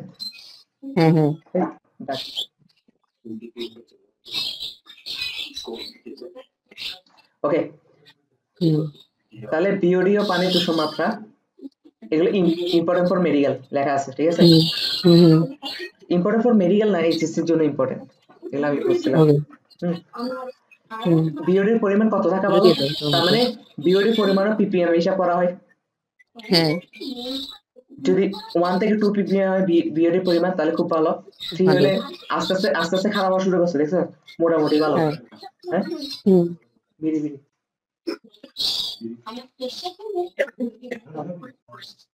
মানে না আনলে কেমনে খাবো? মোটামুটি ভালো। 6 দেখ আস্তে আস্তে কিন্তু খারাপ হতে থাকবে, কারণ কেন? পান বাড়তেছে, বিওডি মানটা বাড়তেছে, একটু আগে বুঝে আসছি। 3 হলে এত, 6 হলে কি? 6 হচ্ছে হু এর অনুমোদিত কি দূষণ মাত্রা। মানে হু হচ্ছে কি? হু হচ্ছে একটা বিখ্যাত অর্গানাইজেশন না, ওয়ার্ল্ড হেলথ অর্গানাইজেশন। তো ওয়ার্ল্ড হেলথ অর্গানাইজেশন অনুযায়ী 6 হলে এটা হচ্ছে 6 থেকে হচ্ছে দূষণ মাত্রা শুরু। বিওডি মাত্রা যদি 6 হয়, আর 10 হলে তো অবশ্যই দূষণ মাত্রা খারাপ, আর 20 হলে তো কথাই নেই, এটা দূষণ মাত্রা খুবই খারাপ। ওকে, তারপর বিওডি পরিমাপের সূত্র। হ্যাঁ, এখন বিওডি পরিমাপ কেন করব, ডিসেল ওয়াটার কেন পরিমাপ করব, এটা তো জানছিলাম উইংক্লার দিয়ে, উইংক্লার বিক্রিয়া দিয়ে। তো বিওডি পরিমাপের সূত্রটা কেমন? নমুনা পানি ল্যাবরেটরিতে, নমুনা পানিতে ল্যাবরেটরিতে কি করব, আনার সাথে ডিওর পরিমাপ করে ফেলা হবে। ওকে, কি পরিমাপ করা হয়ে যাবে? আমি তোকে যদি শর্টকাটে বলি, এখানে হচ্ছে একটা পাত্র আছে, পাত্রতে আমি নমুনা পানি ঢাললাম, পাত্রতে আমি নমুনা পানি ঢালার পর নমুনা পানি মানে কি, যেটাকে পরীক্ষা করব।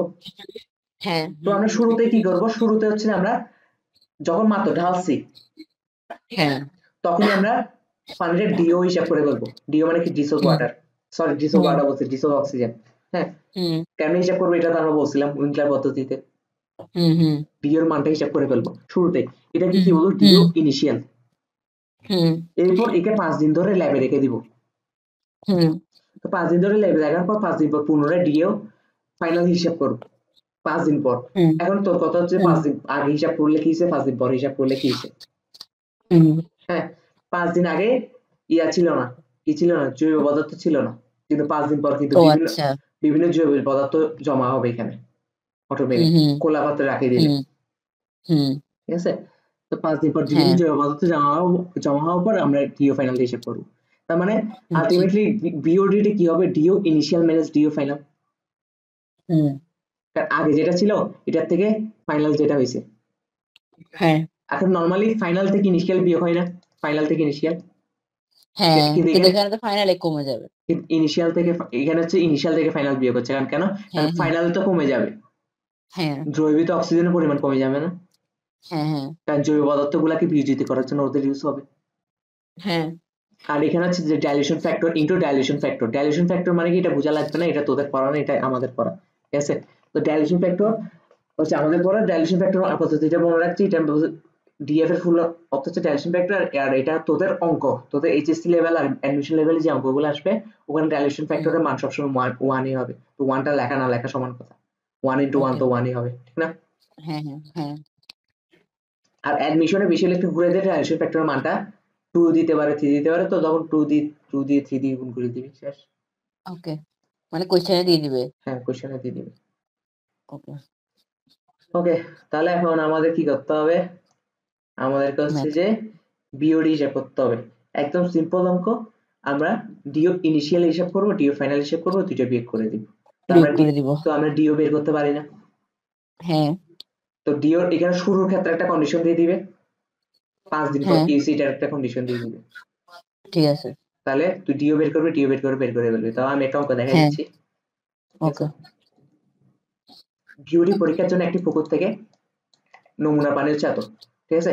ওই হুম নমুনা পানিতে হুম দ্রবীভূত অক্সিজেনের পরিমাণ নির্ণয় করতে গিয়ে দেখা গেল 50 ml পানি থেকে বিমুক্ত আয়োডিনকে টাইট্রেট করতে, আমি বলি 50 ml পানি থেকে এত নিউট্রিন হুম করতে, তার মানে দিয়ে দিছে সোডিয়াম থাইসালফেটের নর্মালিটি দিয়ে দিছে, হ্যাঁ সোডিয়াম থাইসালফেটের আয়তন দিয়ে দিছে, হুম কথা সত্য। হ্যাঁ কিন্তু 50 ml যেটা দিছে এটা কি সোডিয়াম থাইসালফেটের না, এটা তো পানির, হুম ওটা পরে হিসাব করবো আমরা, ঠিক আছে। ওকে তো আমরা একটু আগে হুম বলছি যে আমাদের এনআরপি দিয়ে দিছে, তো এনআরপির সাথে তো এন এর কোনো আলটিমেটলি লিংক পাচ্ছি না আমরা। তো আমরা কি করি, হ্যাঁ আমরা হচ্ছে যে ইয়াটাকে এনটাকে এস এ কনভার্ট করে নিই, হ্যাঁ কথা সত্য কিনা। হ্যাঁ এস ডিভাইড বাই ওয়াই না, হ্যাঁ ইন্টু পি, হ্যাঁ তাহলে এস পি ইন্টু ওয়াই। হ্যাঁ এখন দেখ তো সবগুলো আমার দেওয়া আছে কিনা, কিন্তু আমাদের কথা হচ্ছে না, আমি এটা কেন বুঝছি, আমাদের তো নর্মালিটি দেওয়াই আছে, ঠিক আছে। হুম নর্মালিটি দেওয়া আছে, তার মানে আমাদেরকে এন এ রাখতে হবে, হুম কথা সত্য কিনা। হ্যাঁ ওকে, তাহলে এন তো এ রাখ। নর্মালিটি তো আগেরটাতেও দিয়ে দিছিল না। হ্যাঁ, ওইটাতে কি হিসাব করতে বলছিল। ও আচ্ছা ওইটাতে তো ইয়ে কি আচ্ছা, জানি আমরা দেখি ডিও হিসাব করতে বলছিল। তাহলে ডিও ইনিশিয়াল, আচ্ছা এটা ইনিশিয়াল না। হ্যাঁ তো ডিও ইনিশিয়াল হচ্ছে 50 ml পানিতে কতটুকু ড্রাইভার অক্সিজেন আছে, কার্বন অক্সিজেন আছে। কারণ ইনিশিয়াল পর্যায়টা বলে দিছে 50 ml।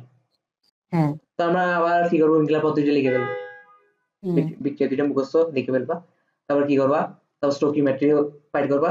আমাদের কি বের হুম করতে হবে, আমাদেরকে আয়োডিনের পরিমাণ বের করতে হবে। তার মানে হুম আয়োডিনের হুম পরিমাণ যদি বের করতে চাই, আমাদের পরিমাণ দিয়ে দিচ্ছে সোডিয়াম থাইসালফেটের। তার মানে হুম আমরা স্টোকিওমেট্রি পদ্ধতিটা প্রথমে কোথায় ইউজ করবো, 2 নং বিক্রিয়ায়।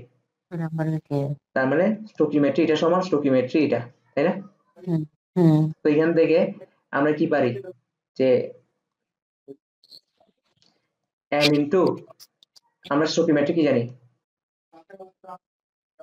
এন ইন্টু একটার আরেকটার ইয়ে মোল সংখ্যা দাঁড়া, সমান। এটা সমান এটা না, হ্যাঁ N by I cube by one. 1, আর এটা হচ্ছে সোডিয়াম থাইসালফেট, আর কি এটা আমি লিখতেছি না। হ্যাঁ হ্যাঁ তো ওকে সোডিয়াম থাইসালফেট হলে এখন আমরা কিসের আয়োডিনেরটা বের করতে হবে, তাই না। হ্যাঁ তাহলে এটা হ্যাঁ এক গুণ করলে তো আমাদের কোনো লাভ নাই। তাহলে n অফ হুম, আয়োডিন সমান আমরা লিখতে পারি n ডিভাইডেড বাই 2। n হচ্ছে যে সোডিয়াম থাইসালফেটের মোল সংখ্যা, হ্যাঁ হ্যাঁ। হ্যাঁ হ্যাঁ ক্লু দেওয়া আছে কিসে কিসে, n এ দেওয়া আছে হ্যাঁ আর লিটারে দেওয়া আছে। তো হ্যাঁ আমরা এটা সূত্রটা কোত্থেকে আনবো, যেহেতু আমরা n এর সাথে n আর কোনো ইয়ার সম্পর্ক নেই, n আর কোনো এন এর আর কি বলে ভি সম্পর্ক এর কোনো নেই। সম্পর্ক নেই সরাসরি। হুম তাহলে আমাদেরকে হুম কি করতে হবে, আমাদের n সম্পর্ক আছে যে s equal n by V না, হ্যাঁ তাহলে n equal s into V. হ্যাঁ প্রথমে s ইন্টু ভি তে এনে এবার s থেকে n এ নিব, কারণ s ইকুয়াল বুঝছি। n by. হ্যাঁ n বাই e বলতে y আর কি। হ্যাঁ, তারপরে বসাই দিবি, বসাই দেওয়ার পর এটা হয়ে গেছে। কিন্তু এখানে একটা জিনিস খেয়াল রাখতে হবে, কি এটা মিলিলিটারে দেওয়া আছে না, আমরা মিলিলিটারে কেন হিসাব করবো, আমরা লিটারে কনভার্ট করে দিব। লিটারে কনভার্ট। হ্যাঁ, তো সেই জন্য 1000 দিয়ে ভাগ হয়েছে। এখন তো প্রশ্ন হতে পারে 1000 দিয়ে কেন ভাগ হয়েছে, পরে অঙ্কটা যখন নিজে লিখতে যাবে তখন তোর মনে হতে পারে 1000 দিয়ে কেন ভাগ হয়েছে। আমরা তো মিলিটার নিয়ে অঙ্ক করার কোনো দরকার নেই, আমরা এক জায়গায় করবো। ঠিক আছে, তাহলে মোল আসে। এখন তুই বলতে পারোস যে মিলিলিটারে করলে কি হতো, মিলিলিটারে করলে মোল এখানে মোলটা কি এসআই এককে আসতো না, মোলের তো মোল বের করতে গেলে মোল সংখ্যাটা এসআই বের করতে হবে না। হ্যাঁ তাহলে তাহলে সবগুলো এসআই ইউজ করতে হবে। হ্যাঁ, তার মানে ইনিশিয়াল একটা পাই গেছি। এবার এক নং বিক্রিয়ার স্টকিওমেট্রি ইউজ করে জার্মান অক্সিজেনের পরিমাণ বের করে আমরা কি করব, ইনিশিয়ালের জার্মান অক্সিজেনের পরিমাণ ছিল 1.6 মিলিগ্রাম, ঠিক না? এখন 1.6 মিলিগ্রামটা কত লিটার পানিতে ছিল, 50 ml পানিতে ছিল, একটু আগে বলছিলাম 50 ml পানিতে। তাহলে আমাদের ppm হিসাব করতে হয় না জার্মান অক্সিজেনের পরিমাণ ডিসেল ওয়াটারটা।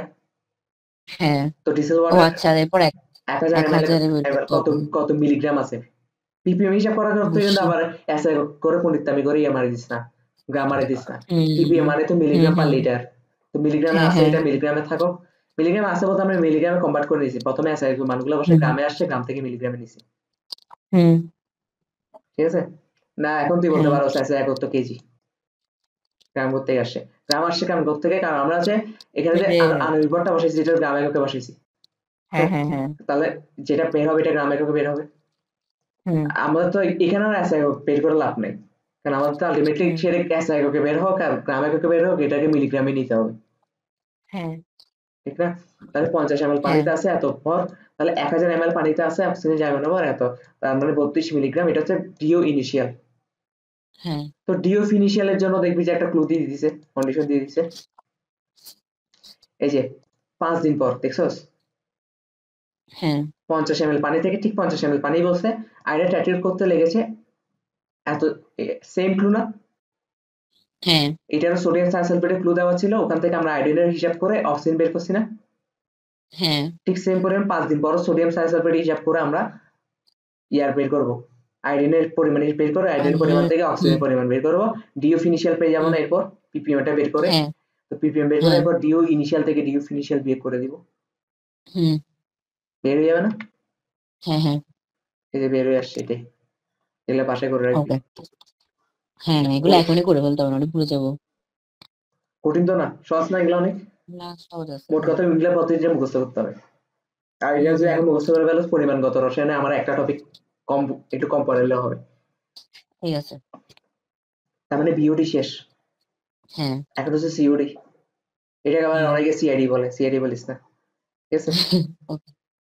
সিআইডি মানে কি, কেমিক্যাল অক্সিজেন ডিমান্ড। এটা অনেকটা বিওডির মতো। বিওডিতে কি ছিল, জৈব পদার্থ ছিল না?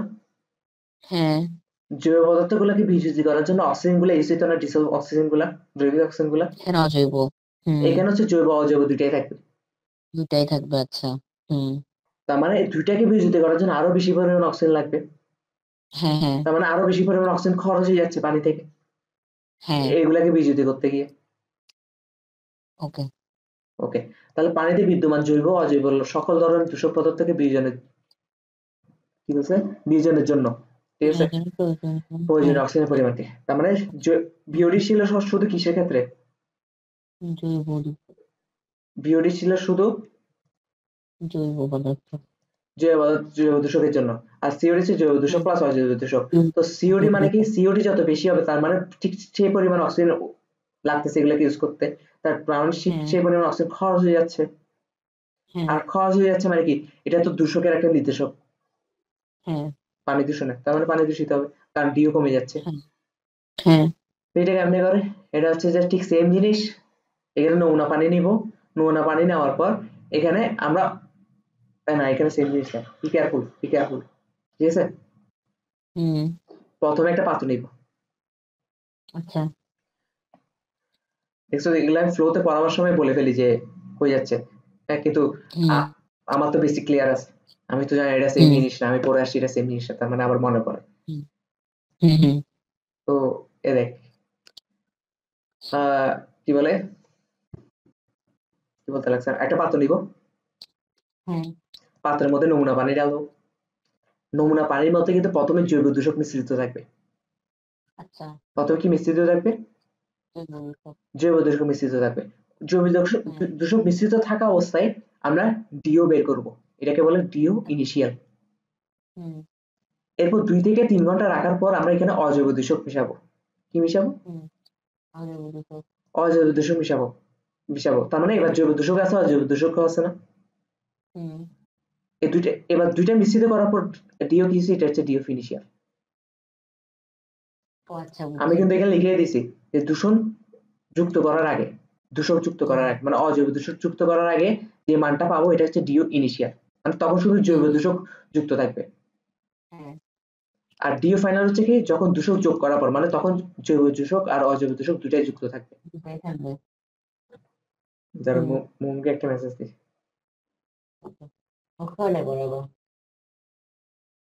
আজকে পড়ানো লাগবে, নাহলে সিলেবাস শেষ হয়ে যাবে না।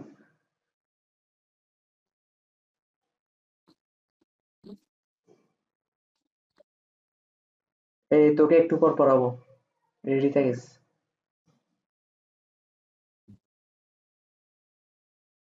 আমাকে খালি মনে হচ্ছে ওর জন্য, আমার জন্য ওকে রাতে দিতে হবে। না, কতক্ষণ পরে? 1 ঘন্টা 37 মিনিট না? 1 ঘন্টা 37 মিনিট সময় তো লেখাই আছে। আজকে কয় ঘন্টা পড়াবো? 3 ঘন্টা পড়াবো। 3 ঘন্টা পড়াবো। দেখ কতক্ষণ শেষ হয় দেখি, ঠিক আছে?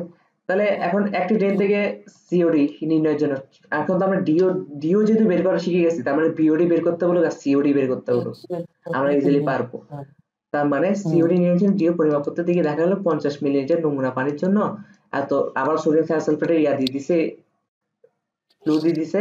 এরপর ওই নমুনা পানিতে সালফিউরিক অ্যাসিড যোগ করার পর, তার মানে এখনো যোগ করা নাই, ওর প্রশ্নই বলে দিছে অজৈব দূষকটা এখনো যোগ করা নাই। হ্যাঁ, তার মানে ডিও ইনিশিয়াল বের করার জন্য আমাদের কিছুই লাগতেছে না, একটু ক্লু এনাফ, ঠিক না? ডিও ইনিশিয়াল বের করার জন্য। এরপর ডিও ফিনিশিয়াল বের করার জন্য আরেকটা ক্লু দিয়ে দিছে, এই যে এই দুইটা ক্লু এনাফ না ডিও ফিনিশিয়াল বের করার জন্য? বের করে ফেলবি, তারপর ইয়া থেকে বের করে বিয়ে করে দিবি, ইনিশিয়াল থেকে ফাইনাল বিয়ে করে দিবি। ওকে, পারবি না? অঙ্ক তো করে রাখছি কেন আমি, দেখলে বুঝছি। দেখলেই তো পারবো। তাহলে শুধু একটা জিনিস খেয়াল রাখতে হবে, যেটা বের হচ্ছে এটা 50 ml বের হচ্ছে, আমাদের হিসাব করতে হয় অলওয়েজ 1000 ml, যদি পিপিএম হিসাব করা লাগে, যদি লাগে, না লাগলে এটা অন্য হিসাব, খেয়াল রাখতে হবে। ওকে ওকে, এই যে অঙ্কটা করছে অনেক কষ্ট করে। আচ্ছা, তার মানে আমাদের সিওডি শেষ, বিওডি শেষ, সব শেষ, আমাদের এখন লাস্টে একটা ছিল total dissolve solid, TDS. TDS মানে কি, পানিতে কি পরিমাণ খনিজ পদার্থ আছে, লবণ আছে, ধাতব আয়ন আছে, এগুলো কি পরিমাণ দ্রবীভূত এগুলো আছে, সবগুলো টোটাল ইয়া করে, তো এটাই বুঝাইছে। তো হু এর কর্তৃক, এটা একটুকে বললে হবে, ঠিক আছে, আর পড়া লাগবে না, এটা দেখি তেমন কিছু নেই। হু কর্তৃক সারফেস ওয়াটার গ্রহণযোগ্য মানদণ্ড, এবার সবগুলা একটা গ্রহণযোগ্য একটা মানদণ্ড দিয়ে দিছে, একটা রেঞ্জ বলছিলাম না? তো আমরা তো এখন সবগুলা জিনিস জানি কোনটা কি।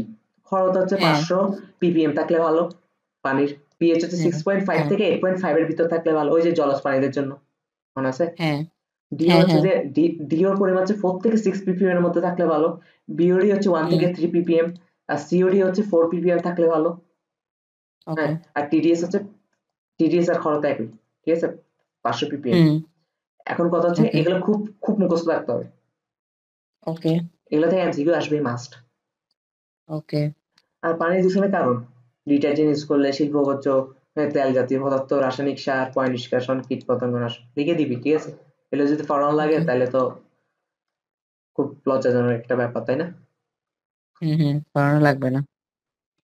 এবার হচ্ছে যে ইন্টারনাল সিলেবাস শেষ, তোকে এবার হচ্ছে মেডিকেলের জন্য জাস্ট আরো এক স্লাইড অ্যাড করা হয়েছে এখানে মেডিকেলের জন্য, মেডিকেল এখান থেকে প্রশ্ন বেশি আসে। সেটা হচ্ছে ইউট্রিফিকেশন। ইউট্রিফিকেশন কি, অ্যামোনিয়া দিয়ে গঠিত যে সারগুলো আছে, মানে ইউরিয়া, পানিতে মিশে গেলে পানির ডিওর পরিমাণ কমে যায়, ফলে মাছ সহ বিভিন্ন জলজ উদ্ভিদ মরে গিয়ে পচন সৃষ্টি করে। আর পানির এই অস্বাস্থ্যকর দূষণকে ইউট্রিফিকেশন বলে। একদম ইজি না? হ্যাঁ আছে। শুধু কি সার ইউজ করতেছি এটা জানলে পারলে বাকিটা তো ডিও কমে যাচ্ছে, ডিও কমে গেলে এটা হচ্ছে শেষ। ওকে। এখন হচ্ছে মোস্ট ইম্পর্টেন্ট আর্সেনিক দূষণটা নিয়ে, ঠিক আছে? আর্সেনিক দূষণে আমি এখানে ভালো করে লিখছি, আর এখানে আমি তোকে বলে দিব লাস্টে কিছু কিছু জিনিস, তোর নিজের কিছু হোমওয়ার্ক থাকবে আজকে, ঠিক আছে? আচ্ছা। হুম আর্সেনিক হচ্ছে অম্লীয় মাটিতে এ এ আকারে থাকে, ক্ষারীয় মাটিতে এ আকারে থাকে। সংখ্যাতে কিন্তু সামান্য বেশ কম আছে। এটা শুধু মাইনাস, এটা টু হুম মাইনাস, খেয়াল রাখতে হবে, আচ্ছা। এমসিকিউ তে আসবে। হুম আচ্ছা। আর্সেনিকের ক্ষতিকারক প্রভাব, বমি, ডায়রিয়া, এগুলো তো পরিবারতন্ত্রের ক্ষতি, এগুলো তো লিখবি। ক্যান্সার হচ্ছে যে ক্যান্সার, ফুসফুসে হ্যাঁ। ক্যান্সার হয়, স্কিন ক্যান্সার হয়, লিভার ক্যান্সার হয়, যকৃৎ ক্যান্সার হয়, কিডনি ক্যান্সার হুম হয়, মূত্রথলি ক্যান্সার হয়। এখন কথা হচ্ছে কি জানোস, আমি তোর আমার কাজ হচ্ছে কি, যেগুলো সহজ জিনিস, সহজ জিনিসের হুম প্রশ্ন ধরায় দেওয়া, বুঝাই দিচ্ছি ঠিক হ্যাঁ। আছে, কিন্তু যে প্রশ্ন ধরায় দেওয়াটা আমাদের কাজ, তাই না? বাকিগুলো হুম পড়া হুম পড়ালেখা হচ্ছে তোর কাজ। এখন তুই, আমি হ্যাঁ। বলি পোলাপাইন কোন জায়গায় মিস্টেকটা করে। হুম এই এবার পরে আর্সেনিকের ক্ষতিকারক প্রভাব, বমি, ডায়রিয়া, পরিবেশে তোমাদের ক্ষয়ক্ষতি, ক্যান্সার, ফুসফুস, স্কিন, লিভার, হুম যকৃৎ, কিডনি, এবার পরে চলে যায় না? এবার পরে হুম চলে যাওয়া মানে কি, তোর এগুলো পারবো, মানে এগুলো থেকে ক্যান্সার হয়, হ্যাঁ হ্যাঁ। এরকম করে একটা এমসিকিউ চলে আসবে, কিডনি ক্যান্সার হুম কোন কারণে হয়, ঠিক আছে? হুম এখন তুই বলবি যে কেন হুম কিডনি ক্যান্সার তো আমি হুম অনেক জায়গায় পড়ছি মনে হয়, ঠিক আছে? হ্যাঁ কারণ হ্যাঁ এটা কেন মনে হয়েছে, হ্যাঁ কারণ হচ্ছে তুই সিরিয়াসলি পড়ে যাস না, এই যে তুই তো হ্যাঁ হ্যাঁ হ্যাঁ। ক্যান্সার, ক্যান্সার এগুলোতে ক্যান্সার হয় আর কি, কিন্তু তো আমি জানি। ক্যান্সার এগুলো তো পারবো। হুম, হ্যাঁ হ্যাঁ তুই তো নিজেকে নিজে বলে তুই ছোট থেকে পড়ে আসছি, তোর বস আমি এগুলোতে, হ্যাঁ হ্যাঁ ঠিক আছে? হ্যাঁ কিন্তু মারাটা তো আমি এখানে। হ্যাঁ। তবে হুম একটা কমন রোগ আছে, black foot disease. Black foot disease শুধু একটাতেই হয়, সেটা আর্সেনিকে, ঠিক আছে? হাতের তালু ও পায়ের হুম পাতে ছোপ ছোপ দাগ সৃষ্টি হয়। জন্মগত ত্রুটি, হুম এইখান থেকে মাস প্রশ্ন আসেই। জন্মগুটি, অপরিণত ভ্রূণের হুম। গর্ভপাতটা কখন হয়, কিসের কারণে? আর্সেনিকের কারণে। অপরিণত ভ্রূণের আর্সেনিক। গর্ভপাত, ভ্রূণের বাচ্চা না আবার। আর্সেনিক না ওই যে ইয়ের পানিতে বেশি পাওয়া যায় যে টিউবওয়েলের। হ্যাঁ হ্যাঁ, ওখানে লাল কালার দিয়ে চিহ্নিত করা থাকে, এটা আর্সেনিক কতটুকু আছে, হ্যাঁ হ্যাঁ। সবুজ কালার দিয়ে চিহ্নিত। ঠিক আছে ঠিক আচ্ছা, আছে। হ্যাঁ এখন হ্যাঁ তুই বলতে বুঝছি। পারো যে মানে এখানে আবার হুম কঠিন কি আছে, কিডনি ক্যান্সার আর্সেনিকে হয় আমি জানি, কারণ এখানে তো এতগুলো রোগের নামও হুম লেখা নেই, শুধু আর্সেনিক দূষণের লেখা আছে, তো হুম অপশনে আর্সেনিক যেটা থাকবে এটা দেখাই দিব এই রোগগুলোর মধ্যে হুম। একটা পড়লে। হ্যাঁ, এই যে এখানে তো হ্যাঁ এখানে এরকম হবে না। এখানে তো হোমওয়ার্ক, ভারী আচ্ছা। বইতে ভারী ধাতুর দূষণ নিয়ে কিছু কথা আছে, লেড বিষক্রিয়া হুম নিয়ে কিছু কথা আছে, ক্যাডমিয়াম দূষণ নিয়ে কিছু কথা আছে, ক্রোমিয়াম দূষণ নিয়ে কিছু কথা আছে। হ্যাঁ, ওগুলো হচ্ছে ওয়ে। বাংলা পড়া, এগুলো তুই নোট করে রাখবি সুন্দর করে, ঠিক আছে? আচ্ছা আচ্ছা। হুম এগুলা এগুলো যদি আমি পড়াইতে যাই, এগুলো খুবই সময় নষ্ট না, মানে বাংলা পড়াই হুম তো। হুম। আমি বলে কি কি পড়তে হ্যাঁ। হবে ওখান থেকে, আমি জাস্ট একটা বলো। স্যাম্পল দিয়ে দিছি, আর সিঙ্গে যা যা পড়ছস ওগুলা ঠিক এখানে তা করবি, এখানেও তা করবি, এখানেও তা করবি, এখানে করবি, মানে কি ওরা কি ও। কিভাবে থাকে, সংকেতটা কি, হুম। দেওয়া থাকলে লিখবি, না দেওয়া থাকলে লেখার দরকার নেই। আর ওদের ক্ষতিকর ঠিক পাওয়ারটা আছে। কি, ওদের ক্ষতিকর পাওয়ারটা কি, ওকে। আর ওরা কি, একটু লিখলে ঠিক হবে। আছে। নোট খাতায় কিন্তু এত কথা লেগে আচ্ছা। না, আমি কেন এত কথা লিখছি দেখিনি, বাকি কথা লেখার সময় নেই, না। একদম পয়েন্ট বাই পয়েন্ট লেখ, ঠিক সব আছে সব পয়েন্ট বাই পয়েন্ট লেখা থাকে। তাহলে এই চ্যাপ্টার কিন্তু ঠিক তোর আছে। শেষ, তুই জানোস, হ্যাঁ কারণ চার্লসের সূত্র, দেখলাম। বয়সের সূত্র তোর অলরেডি শেষ।